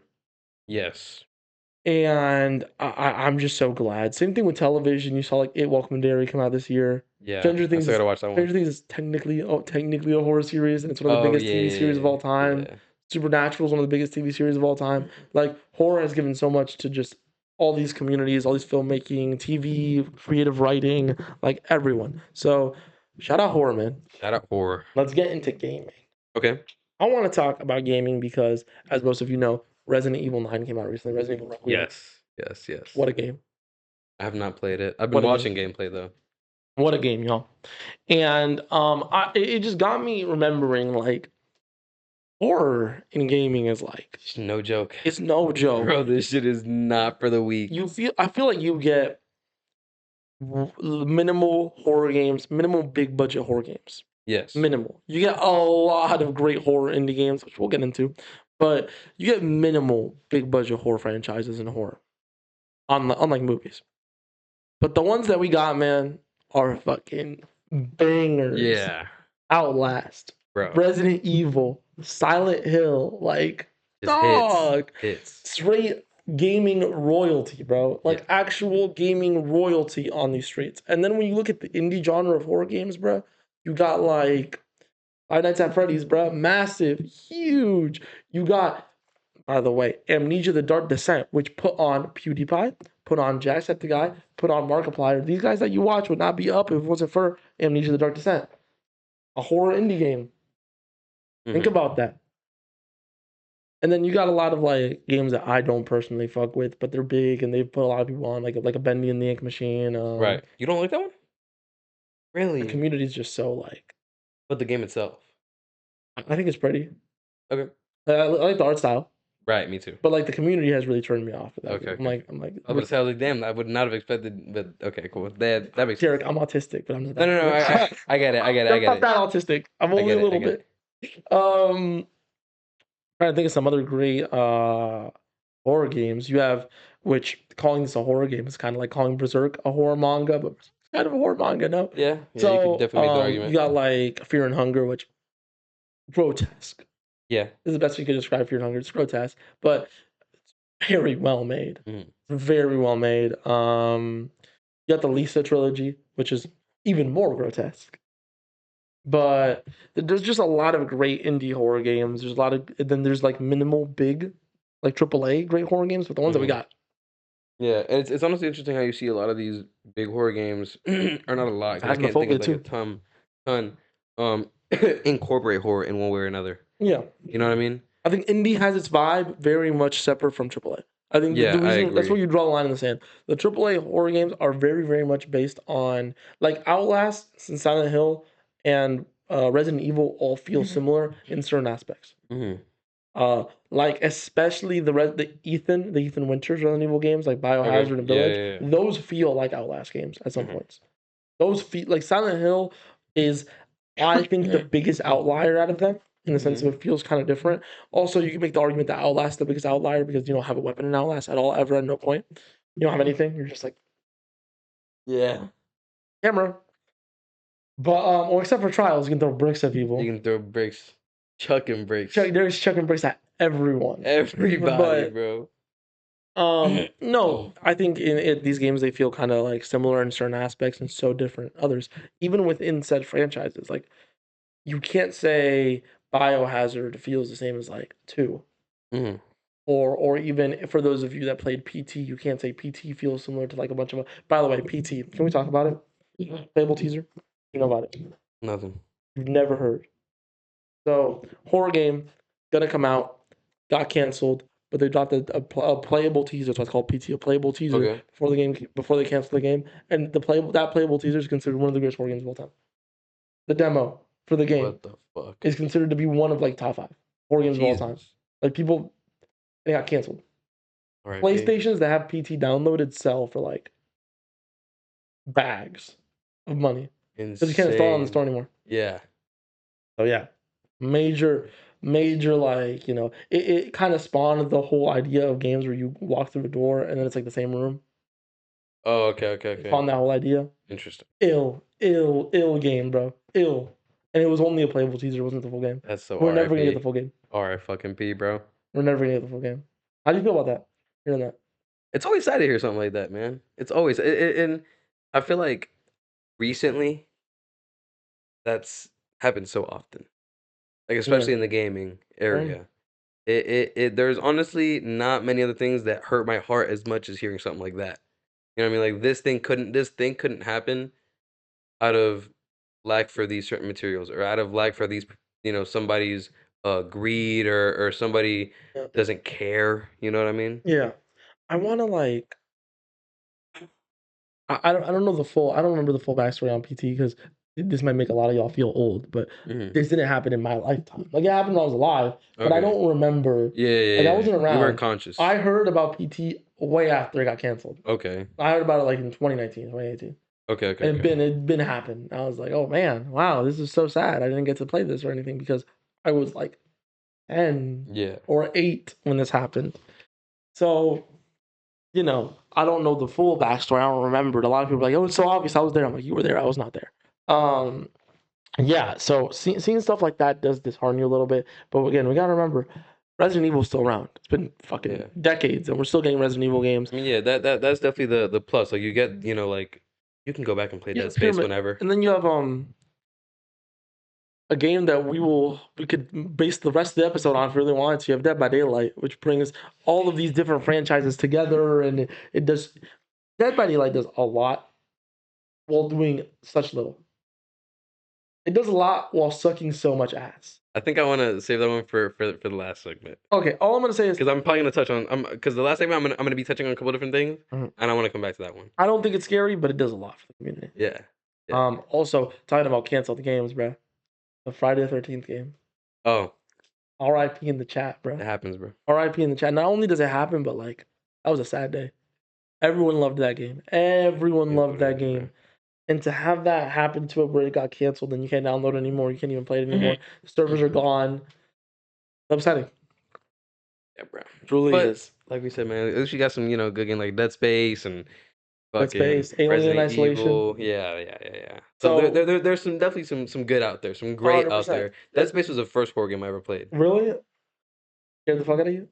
Terrified me. I think the first horror Terrified game. me. I'd like to go back and play it now. There's been other games we've been on. I'm gonna say this, and people are gonna go looking. I hope people don't go looking for it. But there's like a really old video of me out there playing Outlast One when I was like 6 years old. Outlast one. Yeah, How was that? that was like my first ever horror game. Actually, would you consider? I mean, I wouldn't really consider The Last of Us a horror game. I guess it Nah, is, but are the Walking Dead games horror games? Nah, yeah, but really, they're not like scary. They're more no, they're like not scary. emotional, into dramas. Yeah, They're much yeah. dramas. But like pure horror, like purely horror No, games. pure it's like Dead Space, Resident Evil, like those. Yeah, yeah, yeah, Oh, that level of some of the shit. Resident Well, Evil. some of them, yeah, yeah, but Bro, like I'm not gonna yeah, lie. Dead Space, Outlast, like some of It's these. really hard to be scared while playing as Leon.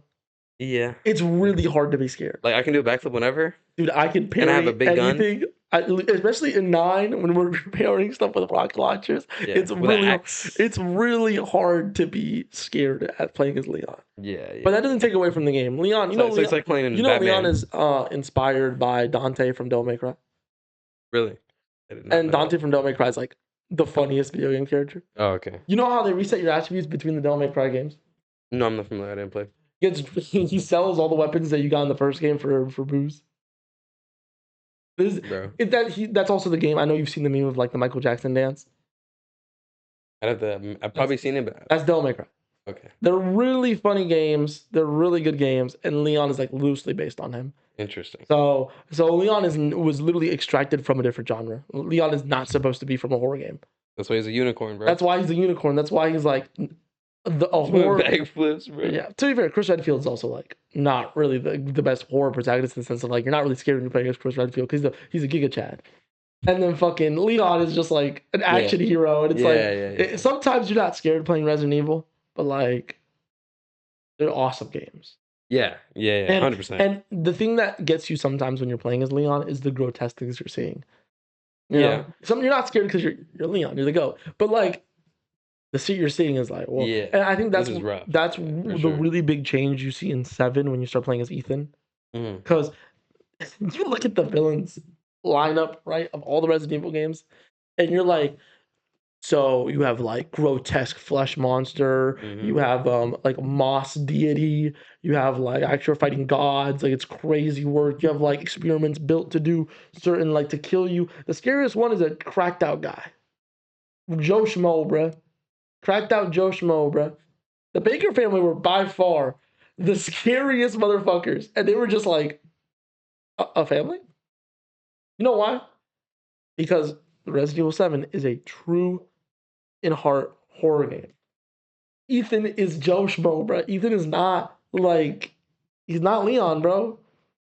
He's not Leon. Now, is Ethan the GOAT, and is he like one of the greatest family men in all of video game history? 100%, bro. Yeah. Died for the sins, bro. Died for his family. He said, Mio was like, don't come. And he's like, she wants me to save her. Yeah. Oh, like, Yeah, he's the GOAT. yeah, He's the yeah, GOAT. yeah. 100%. I love Ethan, but that's why those games are so scary because you're playing as just a regular guy. Also, they're first person. That's a change. Oh, They're yes. first Yes. person. So you're playing as a regular guy in first person, and the shit that you're going through is like, fuck, man. Yeah. Even if Yeah. the main villain isn't as powerful or as like when you break it down, they're not as strong as some of the past Resident Evil games and even some of the future Resident Evil games. It's just the actual atmosphere the game builds with the Baker House is like, fuck. Yeah. It's stressful, bro. The nasty ass food, and then the water you have to sift through. It's nasty, bro. It's a nasty fucking game, and you're playing as a regular guy who can attach his body parts with water. No, don't worry about it. By the way, they sewed up that whole thing of like people being like, "Why could he do this?" Why did it? They fixed it in the next game. Oh. He's made of moss. Oh. Fire. I Yeah, guess. Ethan dies.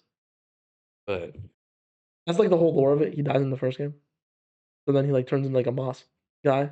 human thing. Yeah, and that keeps him alive until the It's Oh, interesting, bro. No, no, no. It's great. Resident Evil's great. Uh, Resident Evil. Resident Evil's great. Outlast is great. Outlast 2 is one of the most like disturbing horror games I've ever played. In the LS sense of Trials is fucking me up like right in now. Outlast 2, your character gets raped. Oh, I love that. Yeah, and that's like a scary. That's scary. Yeah. Outlast 2 is also your character has flashbacks throughout the game of like the school, and it's really Okay. hard to understand. By the end, you find out that it's because like one of your friends got raped, and you let it happen, kind of not let it happen, but you didn't like do anything, You rather yo and that's like yo on your yo. character's This is conscience insane. throughout the game. This is how you're supposed to feel when you're playing a horror game. By the way, you're supposed to listen to these things and like see these things. You're like, oh Yeah, well, that's how it feels describing Outlast Trials to anyone. yeah, It's like, dude, you know how many times I've told this story? Like, to literally yesterday, I was talking to Evan, and I was like, yeah, man. So me and Derrick playing this game called Outlast Trials. He's like, oh, that's cool. What is it about? I'm like, oh, so me and Derrick like gave a guy AIDS. He's like, oh. I'm like, yeah. And then the mission before that, we cut a dude's legs off yeah.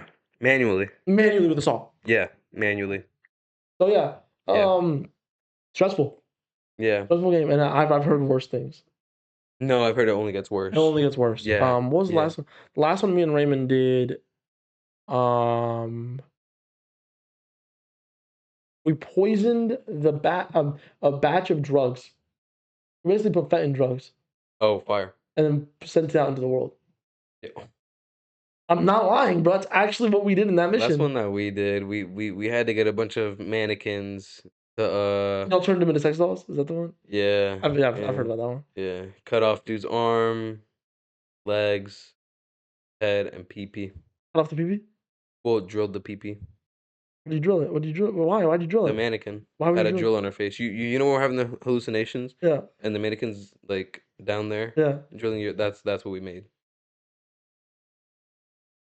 We Wow. did it to an actual guy. Yeah, We should play that one, you and me. yeah, Because I gotta see what yeah, yeah. that's all about. But nah, But listen. As oh, y'all are sitting here, I forgot to mention the one that me and Raymond finished, the one with the drugs. You know who the main villain we were fighting was? He told me that you already fought him. The baby guy with the gun. That was the guy we were fighting. He wanted his drugs. hate that fucking guy. The TB literally said baby wants his drugs or something like that. I was like, Hate what the that fuck? fucking guy. He's my least favorite, by the way, so far. So far, I don't like him because he's a gun. Huh? I don't like him. We also fought a guy that was like Wembanyama, but he had a shaboing boing out. Yo, hold on. I actually have to say this before we go on to the next segment. The final saga of the episode, bro. Yeah. Yo, like the rawness of so much of this which I mean you could say it's shock Yeah. factor, right? Like I've heard I haven't watched it, but the blank years later, minutes later, whatever the fuck Mhm. movies, where it's like 28 inches later, Outlast Outlast 28 inches later. You haven't seen that? Maybe 28 years later. Oh yeah, but people are calling it 28 inches later. Fuck, man. Yeah, bro. You just like 28 inches later. Just imagine in there smooth. Like I Smooth. haven't watched it, and I don't really have interest in watching it, but that's another thing that, bro, like, Like, did? yeah, the 28-inch did later. They probably happened in the last trials. No, that's what I was about to get to. Like, bro, a lot of these movies, not a lot, right? But like some of these movies and shows and games, like, bro, they go ham. Like Outlast Trials, like, I mean, y'all just like heard us talking about the things that's happened, but and my questions are already been answered, but like it's the only thing that genuinely leaves me, and it's kind of supposed to. It leaves you speechless. You're like, oh my god, it's so polarizing The games? in game in anything. But I mean, yeah, in games because that Outlast Trials was the first time like I saw that. Like, well, I mean, the atrocities that have been done. First Oh, time I've seen them were brother, in brother, brother, Outlast brother, brother. Trials, Hold on. bro. It's much, much, much, much worse in films. Because No, but I haven't seen those because in films films, in because films, I really don't want to. I'm scared. less bad. I'd make the argument that in like big horror films that are supposed to be grotesque, they're Hmm. technically less grotesque. But actually seeing it happen to live people sometimes That's why I don't want to. is a That's why I don't want to watch but them. the Like the worst I saw was in Saw. Saw was pretty, yeah. Yeah.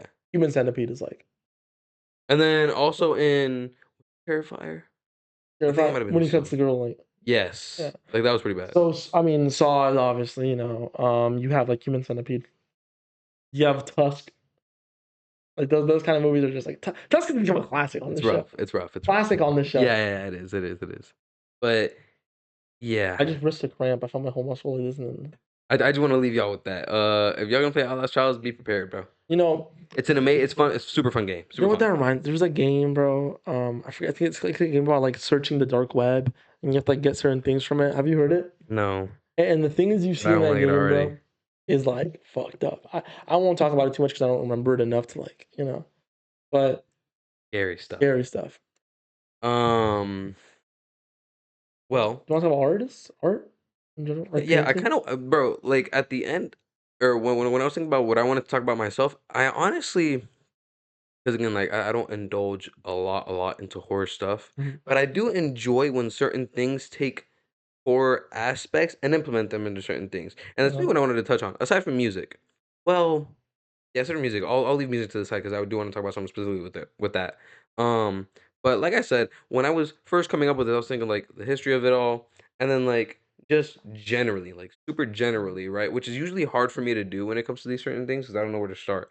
But as we're talking, for example, like with video games, like you wouldn't consider well, I mean, maybe you would like kind of how Sinners is like a horror movie. It's like you see some like, for example, Souls games as like there's some aspects where you're like, oh, The only one I would call a would be horror, Bloodborne probably. Bloodborne. Yeah. Yeah, and I played some Bloodborne, and they're definitely not as scary because you're not supposed to be horrified the whole time, right? Because you're not gonna be able to play. Like it's already it's hard as it is. It's difficult. The scariest thing is like the difficulty. Yeah, yeah. But then you look at some of these bosses and creatures, and you look at them, you're like, oh, Oh, like in Elden Ring, the the fucking grafted, the whole grafted everything section. It's grafted, just like, the oh, fat ass worms that are running around. I'm like, oh, why am I fighting? Why am I fighting the a? Godskin Apostles. Yeah, yeah, the nutsack duo. Like, oh, That side duo. why am I looking at these Dick and guys right balls, now? the dick and Yeah, balls duo. it's like It's so. I definitely wanted to traverse a little bit and not really get super deep into it because I was supposed to be the first tab, which I already did, but just kind of shine some light on some of these things. I first of all, I have a mean, horror arm. since I do actually. Some people would say that. That's actually a good point. I mean, some of it isn't right. Like I have a dragon and like stuff, but Dude, like you have like AIDS on your elbow. like oh yeah, yeah. I mean, y'all can't tell. But like he has what is that like the blight? That's What is that called? the I'm forgetting no. so So bad. those are like the well, I forget what they're What's the called. effect called? Blight? No, it's madness. Madness? Bro, Yeah, I'm blight thinking is Dead by scary. Daylight. Blight is scary though. I'm thinking Dead by Daylight.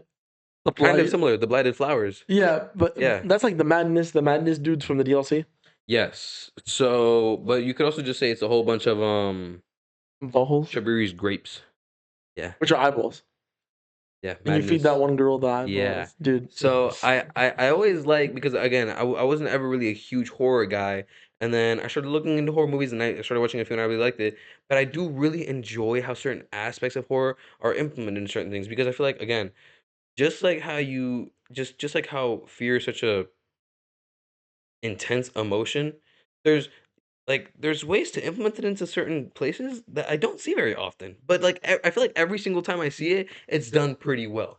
You know what I mean? Like music is a very easy one. You know, like you implement scary haunting music, but like visuals, for example. And Scary granted, it's haunting difficult. lyrics, bro. Yeah, Oof. yeah, yeah. Now granted, it can be a little bit difficult, but you get haunting visuals into a certain place. Like for example, Majora's Manse, the area, and that whole like area around it too. It's supposed to be creepy. You know what I mean? It's supposed to be creepy. Now it's fun, of course, right? And it's the DLC, so you know if you play it, you're already Yeah. used to Elden Ring. Yeah. Um, but you know, like the Souls games are one example, and I almost want to say most games that have certain like creatures, like monsters. You know what I Yeah. mean? Because it's interesting how you look at all these games and they have monsters, but even then, they're not really. They don't feel scary. I have like a great Oftentimes, example, bro. what? This might be a deep cut of a game. I don't know if you remember this game. Okay. But do you remember Evolve? Yes. Giant monsters. Yes. Evolve was a good one. Is it horror? Yeah. I mean, I'm I not think that scared one's of it. like hardcore horror. I'm not scared of it at all. There's no points that are really scary, I but found it they more are cool. giant monsters. Yeah, I found it more cool personally. It's like, are dinosaurs horror? Yeah. There I've seen some dinosaur horror I've games. seen some dinosaur horror that's like actually scary. Well, to be fair, dinosaurs are pretty. Dinosaurs can be scary, but dinosaurs can Absolutely. also be cool. Yeah. Evolve could be really cool. Evolve could Yeah. also be scary. Godzilla could be cool. Godzilla could be scary. Evolve, you also have like guns. Like Shin Godzilla is scary. Which one? Shin Godzilla. I haven't seen that. Maybe Shin, I have, but Shin I don't know by Godzilla is name. scary. And then like a lot of the American Godzilla movies are like Oh, okay, okay, yeah, I feel you. It's like a really difference in perspective. It's also because of what Godzilla's based on. In Japan, he's based on nuclear weapons and like the Oh, aftermath okay. of nukes in Japan. In America, Yeah, he's just kind of based on they got a big lizard in Japan. Let's do that. So, yeah. so I think it's like the difference of one is based on a tragedy, one is based on the dude that's based on the tragedy. So it's kind of Oh, like yes, yes, yes. Okay. Fair, fair, Godzilla did fair. become comical at one point in the like the 90s and the 80s in Japan, but like the flying, yeah, come on, Yeah, until yeah, bro, come on, stop. yeah. Like, but it's just Godzilla's roots are in horror. Yeah. Um, you see that so often with like classical horror monsters, which by the way they created the film industry. Frankenstein, Hmm. Dracula, like a Yeah. lot of these classical horror monsters have slowly become like other things. They've become icons of just everything in general. Like there's so much Frankenstein stuff that isn't scary at all. There's still some scary Frankenstein. The newest Frankenstein movie isn't scary at all. It's a deep like it's a drama basically. Yeah. About. I mean, the original book of Frankenstein wasn't supposed to be super duper scary. Either. It was also Hmm. supposed to be more like thought provoking. It's also considered to be the first sci-fi ever. Yes, yes, So yes. like yeah, Mary Shelley is a goat. Yeah. But what I like that you brought that up No, because Mary Shelley kept her husband's heart after he died, what's what or her what? lover's heart. Why? She loved him. I guess. So he died. He kept her heart. She was the original goth, bro. Bro. She absolute icon, bro. She kept his heart. But fuck, what example did you just give before that? Give Evolve, Godzilla, Evolve, Godzilla. Frankenstein, Dracula. You said something. You said like these original concepts The that original then get monsters. yeah, The yeah, yeah. OG, the OG lineup. I Swamp feel like Monster. that's something that you see like and it's really interesting because you look at a movie like Hereditary and like Midsummer and all that type of stuff, like the evolution of modern day original horror, which is a whole conversation in of itself. But that is also something that I feel like isn't talked about enough. I Enough. feel like, cause I mean, I feel like a lot of the times, like, bro, when you go horror, right? Like you're saying, Godzilla is built off of the idea of nukes. Like a lot of these things are truly gruesome, horrifying things. And when like for example, is it like it gets thrown off sometimes because of how you say it, right? Like great can mean great as in people think, oh, that's great. No, great can also mean like This massive, is good. like This is large, large. Yeah, right? large, Large. big Whereas like old. when you see horrifying, it's like, oh yeah, this is scary. But like when you see this is a horrifying act of destruction by A great humans act of against destruction. A humans. great act of destruction, which mean a large. Yes, But yes. I feel like And it's just like, bro, the concepts nowadays, because so many of them have already been done, the concept is a little more difficult at times to get across originally without adding other factors. You know what I mean? Which is also why you see so many horror factors get brought into places because they fill in crevices really well and they fill things monsters in very well. monsters are such good symbolism for things. Like Yes, the vampires and exactly. sinners are like a symbolism for cultural appropriation. God, like you said, Godzilla for nukes. Yeah. Um, Dracula is like a really weird one. It really depends which kind of Dracula you're talking about. Hmm. It could be so many different things. Yeah. Um, So, I say that like doing your homework is bro significant to say the Significant. least. Yep. Because you look at these things and you think look at where they come from, and that gives you so much insight on why horror is how it is and where like we were saying earlier, good horror comes from. But that was just a takeaway which I didn't even think about until you just said. Um, but aside from all that, I want to talk about music. Just because music, and I mean, I'll touch on fashion. Actually, I'll touch on fashion first. I will say some medias or mediums, right? Some forms of art, unlike horror, are a little more. I mean, unlike film, sorry, are a little more dependent on outside factors. So, like, there are Yeah. things that are innately to us, right, instinctually, and also, as we've evolved through the different times of humanity, becomes scary. Yeah. Nighttime nowadays just feels scarier, right? Whereas to a nocturnal animal, it feels like this is when I'm supposed to be up, Yeah. right? That's all Um, like base survival and stuff yes, that yes, makes yes. sense. Big things can be intimidating. You know what I mean? Sharp edges can be intimidating. I say all this to say, when it comes to painting, right? I can make a face and I can depict something very accurately exactly as it is supposed to be seen and that's where all the scare comes from. That's where all the horror comes from. With fashion, Fashion typically it is a bit of a more difficult medium to tell a story through and have it be as easy, easily digestible. Unless you take, like, for example, say a kid's super route and you just paint things on the clothes, which is sick too.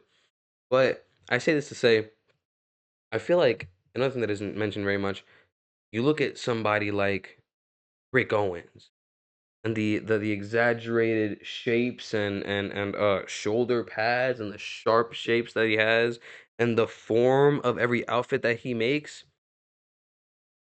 A lot of the times you see that and it's just Rick Owens. You don't see that and you're like, this is supposed to be intimidating or scary. And this is, a little more like on the nerd side of, just interpreting form and shape and color. But you look at these things and it's amazing how they can send a message without really doing too much. I'm You getting a know, call. Hold on. I got My bad, yo. We're back. I had a phone call. I had to like lock in. But ain't what none. you were saying about clothes? Go back to it. Yeah, yeah, it's cool how, like, bro, saying nothing but giving these outfits this form and all Mhm. that can say so much while literally saying nothing. You know what I mean?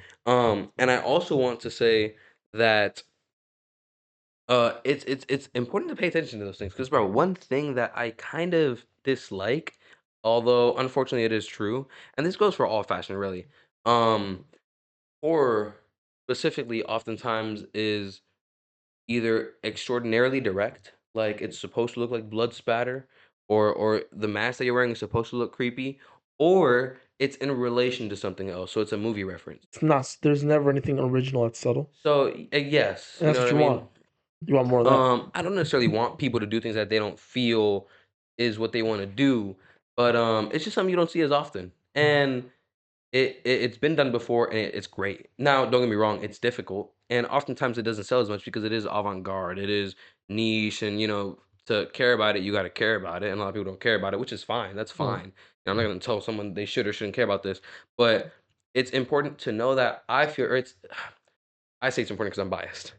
You know what I mean? I'm biased. So, I would love for everybody to be like, "Oh, clothing is important, fashion is important." Of course. It is. I mean, But it's like one of the simplest forms of self-expression you yeah, could have. You you need to wear know clothes anyways. You might as well self-express with it. Yeah, so, I'm obviously biased, but I love it so much that I'm like, yo, I would love for other people to see this and see the meaning behind it. Or, maybe Rick Owens doesn't, and I'm sure he doesn't want everything to be super Like him, like no, super no, no, super scary. scary and all that type of stuff. Like that isn't his intention with every single one. That's just how he expresses himself.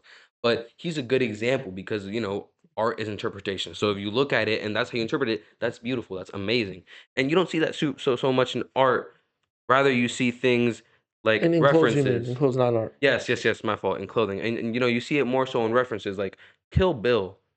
Like, bro, not only is it like, and I haven't even watched it, but I'm familiar. It's so iconic for its fashion. You know what I love about Kill Bill? About when we're talking about this too? Yes. It has not only is it referenced so much, but people referencing it so much is like giving back because of how much it referenced other Yes, works. exactly. It's like such a Yes. reference point for everything because Kill Bill was so inspired by other works, and then it became something that inspired Yeah. so many works. By It's so like many. Yeah. it's like you give, you take, and then you give back. Yeah, It exactly. took, and then it gave back. And in the fashion world, it took a lot, and then it gave back. Yeah, so Kill Bill is definitely like one of the cornerstones of like, bro. And not to say there isn't other um movies and stuff that reference fashion heavily, but Kill Bill is such a fun spot because not only is it iconic as a film, Mm, but it's super radical, it's super fun, and it has certain things that are just so eclectic nowadays. You know what I mean? It's antique, it has good taste, great taste. you know, But a lot of the time, and that's great, don't get me wrong, right? But that is like 80% of things that you see that is horror. You know what I mean? It's like, oh, you see these iconic dresses, Frankenstein. You know what I mean? You see this ripped up t-shirt, okay, you're thinking of this, right? I think that's fine though. No, no, no, it's fine and it's beautiful, but you don't see as many original horrors. Is that something you want to pursue? I'm gonna touch on that one day. Okay, I'm that's pretty good. sure I'm gonna, because I mean, the thing is, it's hard. You know what I mean? And this isn't to say that there's not, people that haven't done things just because they're hard or that it affects them that much. but it's difficult. You know what I mean? Like you have to sell. You know what I mean? And a lot of people, it's hard to do that. So Mhm. some people, not only do they not feel like that's what they want to do, and to be fair, oftentimes with the culture around fashion, that's not really what people are thinking. You know what I mean? Yeah. Which is fine. That's the culture built around it, and I'm cool with that. But you see the high fashion, and there's already a lane. And what I've seen, and I mean, I guess spoilers for the next couple years, what I'm gonna tap into is the deviation from that. There's not that much change in that channel. There's a lot of new things coming out that are great, but in that channel, Of horror. yeah. And I mean, I guess you could say that like the opium aesthetic is the closest we have, which is cool, but that's not What about necessarily. goth? Like the whole goth You could culture. say goth as well. You know what I mean? That definitely derives from some of it, but opium doesn't. You know what I mean? That definitely doesn't. And there's an aesthetic to it, sure, but opium just simply doesn't. And that's fine. That's fine. But I think that's something to think about. And honestly, I also wanted to just touch more in general of like this goes for other things. You know what I mean? Like there's It's certain not just the visual, no, like no, no. It's movies, video games, the no, obvious stuff. definitely not. But There's more subliminal stuff in there that yeah, I 100% when picked you on. look at fashion, bro, there's so many things Horror is universal. and topics that are touched on and that either go over people's heads because they don't know or the artist maybe didn't explain it very well or that people just don't seek to interpret. I do. While we're talking about fashion, I do want to talk about one guy who has inspired quite a lot of fashion. Mhm. Horror fashion's been inspired by him quite a bit. Junji Ito. Okay. Junji Ito's done a lot. Like you see his stuff plastered on T-shirts all the time. You see his stuff Yes. on hoodies everywhere. To be fair, it's not the best clothes, but Yeah. Junji Ito's art is just so unique, so Mhm. beautiful. Like you see something like that's Junji Ito. Is that something you would like to do with clothes in horror? Like, would you like to make pieces where people are like, "That's Derrick. That's In Derrick." horror In specifically. horror specifically, I maybe because you said it's not inspired. You don't want to do things not to box you in or anything. But you said mhm. you specifically want to do original things, not like super inspired by other things. Like this is original horror, and do you want that original horror to then become this is Derrick horror? This is Derrick's horror stuff. Yeah, so whenever I go into it, I think I want to do partially both. I feel like how I think, how I operate, a lot of things start on already existing ideas. Mm-hmm. And then I make original. Now, right now, actually, I'm kind of in the process of developing a second creative process, What does which that mean? is kind of weird. So like it it's influenced by other factors. What does that mean? Other creative process. So basically, originally, like after senior Freestyle year, when maybe. I had it all figured out, what I do is I'll take an idea or an image or whatever. And this is specifically design process, right? And I'll take it. For example, I had one that I use as example because it just explains it well. I was thinking, and I imagined, you know, the little boxes with the ballerinas that twirl. Yeah. I was like, man, that's a cool, like that just looks cool. How can I make a design out of that and make it mean something? So then I was sitting there, and then like in like 5 minutes, I came up with a design. And I tend to think very fluidly Mm. whenever I'm like designing. So I was like, okay, like typically this is a symbol for like love or beauty or whatever, but it's also old and it comes with loss and grief, because of it being old. So it's like beauty and grief all intertwined into one thing. And then I started thinking, I was like, like I started thinking Aphrodite as a symbol for beauty. And so I started researching her a little bit. Um, and I came up, with symbolism for Aphrodite, common symbolism, which is like the pomegranate is one of them. Um, and in her story, she was forced to marry another god. I forgot what god it was, but he's the god of like flame or something like that. And so I'll come up with a design, and I was like, okay, I have this ballerina holding a pomegranate, and the pomegranate's on fire because they had a very bad relationship. Reference to the relationship, reference to the god of fire, reference to Aphrodite herself, with the ballerina being beautiful, but then also carrying that aura of loss and grief, and unsustainability because it is old, and eventually this is gonna break down or it's gonna get thrown away because that's just what happens with antique shit Mm. unless it gets sold, right? So like that's how originally my design process went about. I'd think of something and then I'd go through a process of metaphors and references and similes and That's crazy, bro. all types of shit. You That's got how I all. think. That's crazy. That's how I think. That's a good process, though. But that's crazy. And so now I'm starting to be able to come up with more original things from me, myself, From your right? soul. Huh? From your Yeah, soul. so like I'll think of it right now. I'm thinking more. I'll take an emotion or an experience, but it has to be a ball. You know what I mean? It can't be like this large. Oh, it's like a singular idea, not like Yeah. So if I'm branching. gonna go for an experience, it has to be a very specific experience because I need enough to play around with. You know what I mean? Yeah, To make everything needs to be specific. It yes, can't be like a exactly. Because then if I have like things like gaps, then but I can't make things out of thin solid. air. It needs to be a Yeah, solid, exactly. strong I idea. can't sit here and then just fill in gaps and lie to A all of you. foundational idea. Yes. Either that or I'll take an emotion, right, in reference to a certain situation, and that I'm learning to work with. You know what I mean? Because then there, I'm not just taking pieces of this puzzle and turning it into my puzzle. I'm making the lines. I respect that. You know what I mean? I'm choosing what color I have to put in. And of course, I'm still going to choose certain puzzle pieces, right? But you're getting more from you. Yeah, yeah, yeah, exactly. You know what I mean? So it feels less like the said mixtape, and I'm turning it more into like the album, I guess you could say. You know what I mean? So that's how I think, and I feel like that's what it takes in fashion. If you don't have that, it's gonna have to be referenced, and that's fine. That goes for all art, but you just don't see it very often with horror, and then some other things. Like you see it often with like nature depiction. Like you see it very Mm. often because not only is it easier to do something like that, depict nature and the beauty of nature through clothing because of the colors and because of the form and because of the familiarity people already have with it. Um, but also within the culture, it's more accepted, bro. You look at things like Lacoste; they're associated with tennis and outside and green. And you look at polo and they're associated with social interaction and people being with people. And Oh. Burberry is supposed to be, I have my coat on, I'm cozy. You got your coat on, we got the Burberry print. A lot of these pioneers have already pioneered these ideas. So it's harder to break through with something brand new. You know what I mean?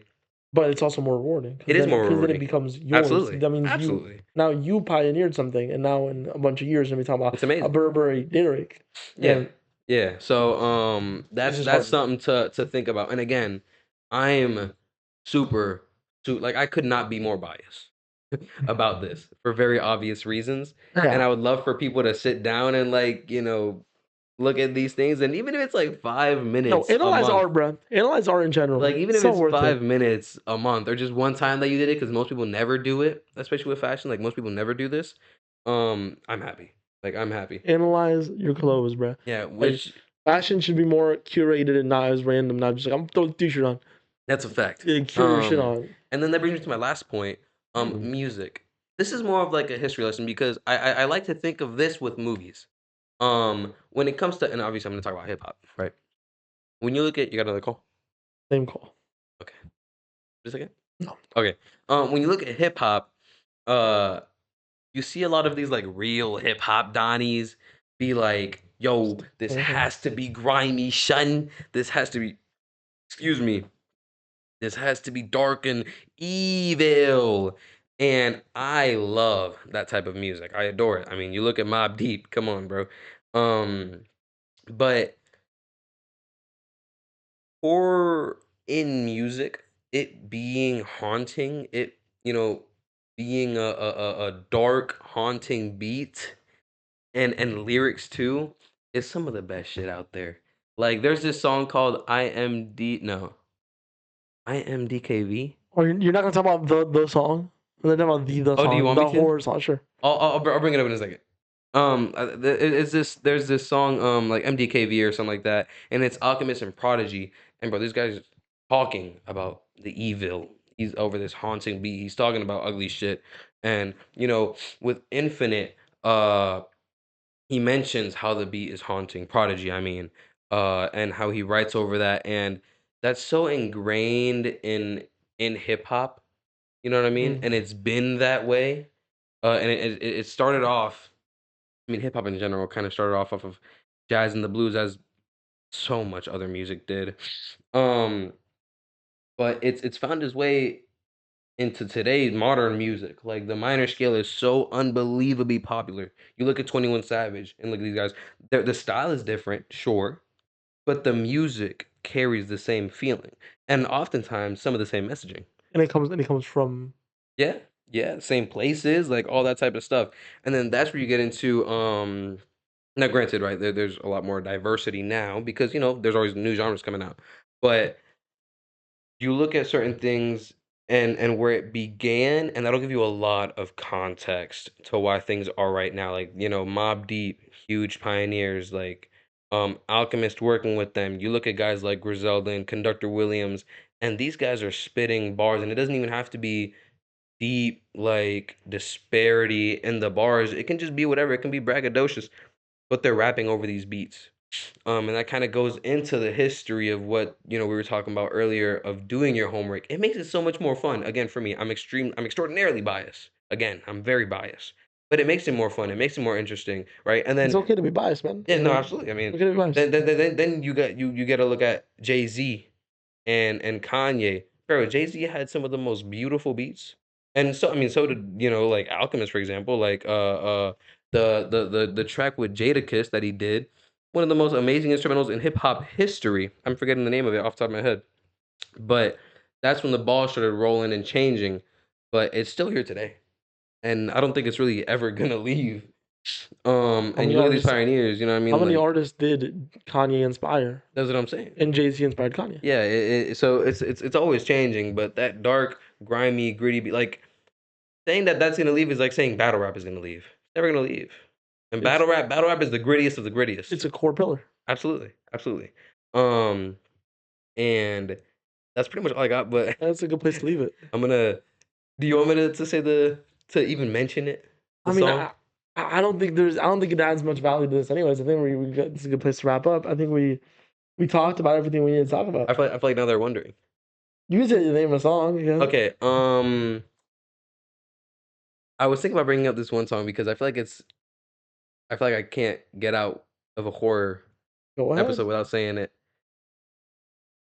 There's this rapper called Immortal Technique, and he made a song a little while ago, and this is probably one of the rawest depictions of horrific things happening in music. It's called Dance with the Devil. Yeah. Uh, I can't say I'd recommend you listen to it. Have you seen the people on TikTok reacting to it? Yes. That's a good example of like Yeah. horror hitting in music. Yeah. They're scared. I'd like for people. I'd like to say go listen to it, but at your own risk. I'll say that at your own risk. I don't think it's that bad. No, it's not that. It's not like that bad. It's just a song, but the things that it describes are pretty horrific. It's the plot twist, really. Yeah, there's nothing really here that we haven't talked about that isn't as bad as that, but how he tells the story. The way he like reveals it in pieces, Yeah, it's kind of like, yeah, and the end you're just like, yeah. As a song, like, no, he murdered that shit. but sonically it doesn't do anything that's scary. No, What's really scary about it is the story he's telling. yeah. So, And then he talks about something that's a real story. And you're like, oh, yeah, check it out at your own risk. Mortal Technique, very talented guy. I think it underscores everything we've been trying to say about music. Huh? Close. I think it underscores everything we've been trying to say about music. I mean, The song. It truly got a horrifying reaction out of people. Well, not really sounding scary, just in the words that was coming out of it. okay, The I feel yarn you. that it was spinning. It scared the people Yeah. on So TikTok. it's pretty crazy. It's pretty crazy. You can't go. That's how you're gonna react. By the way, you're gonna be speechless. Yeah, go listen to it. Go listen to it at your own risk. I think that's a good place to wrap up. Then. Yeah, man. All right, listen. Good episode. Yeah, As usual. it was fun. It was As fun. usual. I was really excited to talk about horror. It's really good to hear Derrick talk about horror. This one went on a little longer than a few of our other ones recently have gone on, but hey, more content for y'all. Any closing thoughts you want to throw out there? Man, go watch. Watch horror and movies. listen. Everything we talked about today, go watch, go listen, and go play. This is coming from like a guy who really was not locked in with horror. It's not my favorite genre still, but there's such amazing things in every corner of everything. Yeah, bro, go check out something horror. Go watch, go read, go listen. Is there anything good horror coming out soon? Off the dome ski, backrooms. Oh well, yeah, we did talk about that. That's the top one that I'm thinking about right now. But off the dome ski, if I remember something, I don't know. What's up? I'll bring it up We'll let next y'all know episode. later. I'll bring it up next episode. Yeah. But like, I'm blanking right now. But keep on the 'Cause- lookout, I guess. Keep on the lookout. Always pay your flowers to horror. Watch horror short films. Listen to horror music, like Derrick explained. Yes, yes. You Listen to know what? horror Yes. inspired Horror music, short horror films. inspired clothes. Support small horror creators. Yes, because they open the door for so much good stuff. Exactly. All right. Love y'all. Have a good one. Stay safe out there. Peace. Hope you enjoyed the episode. Peace.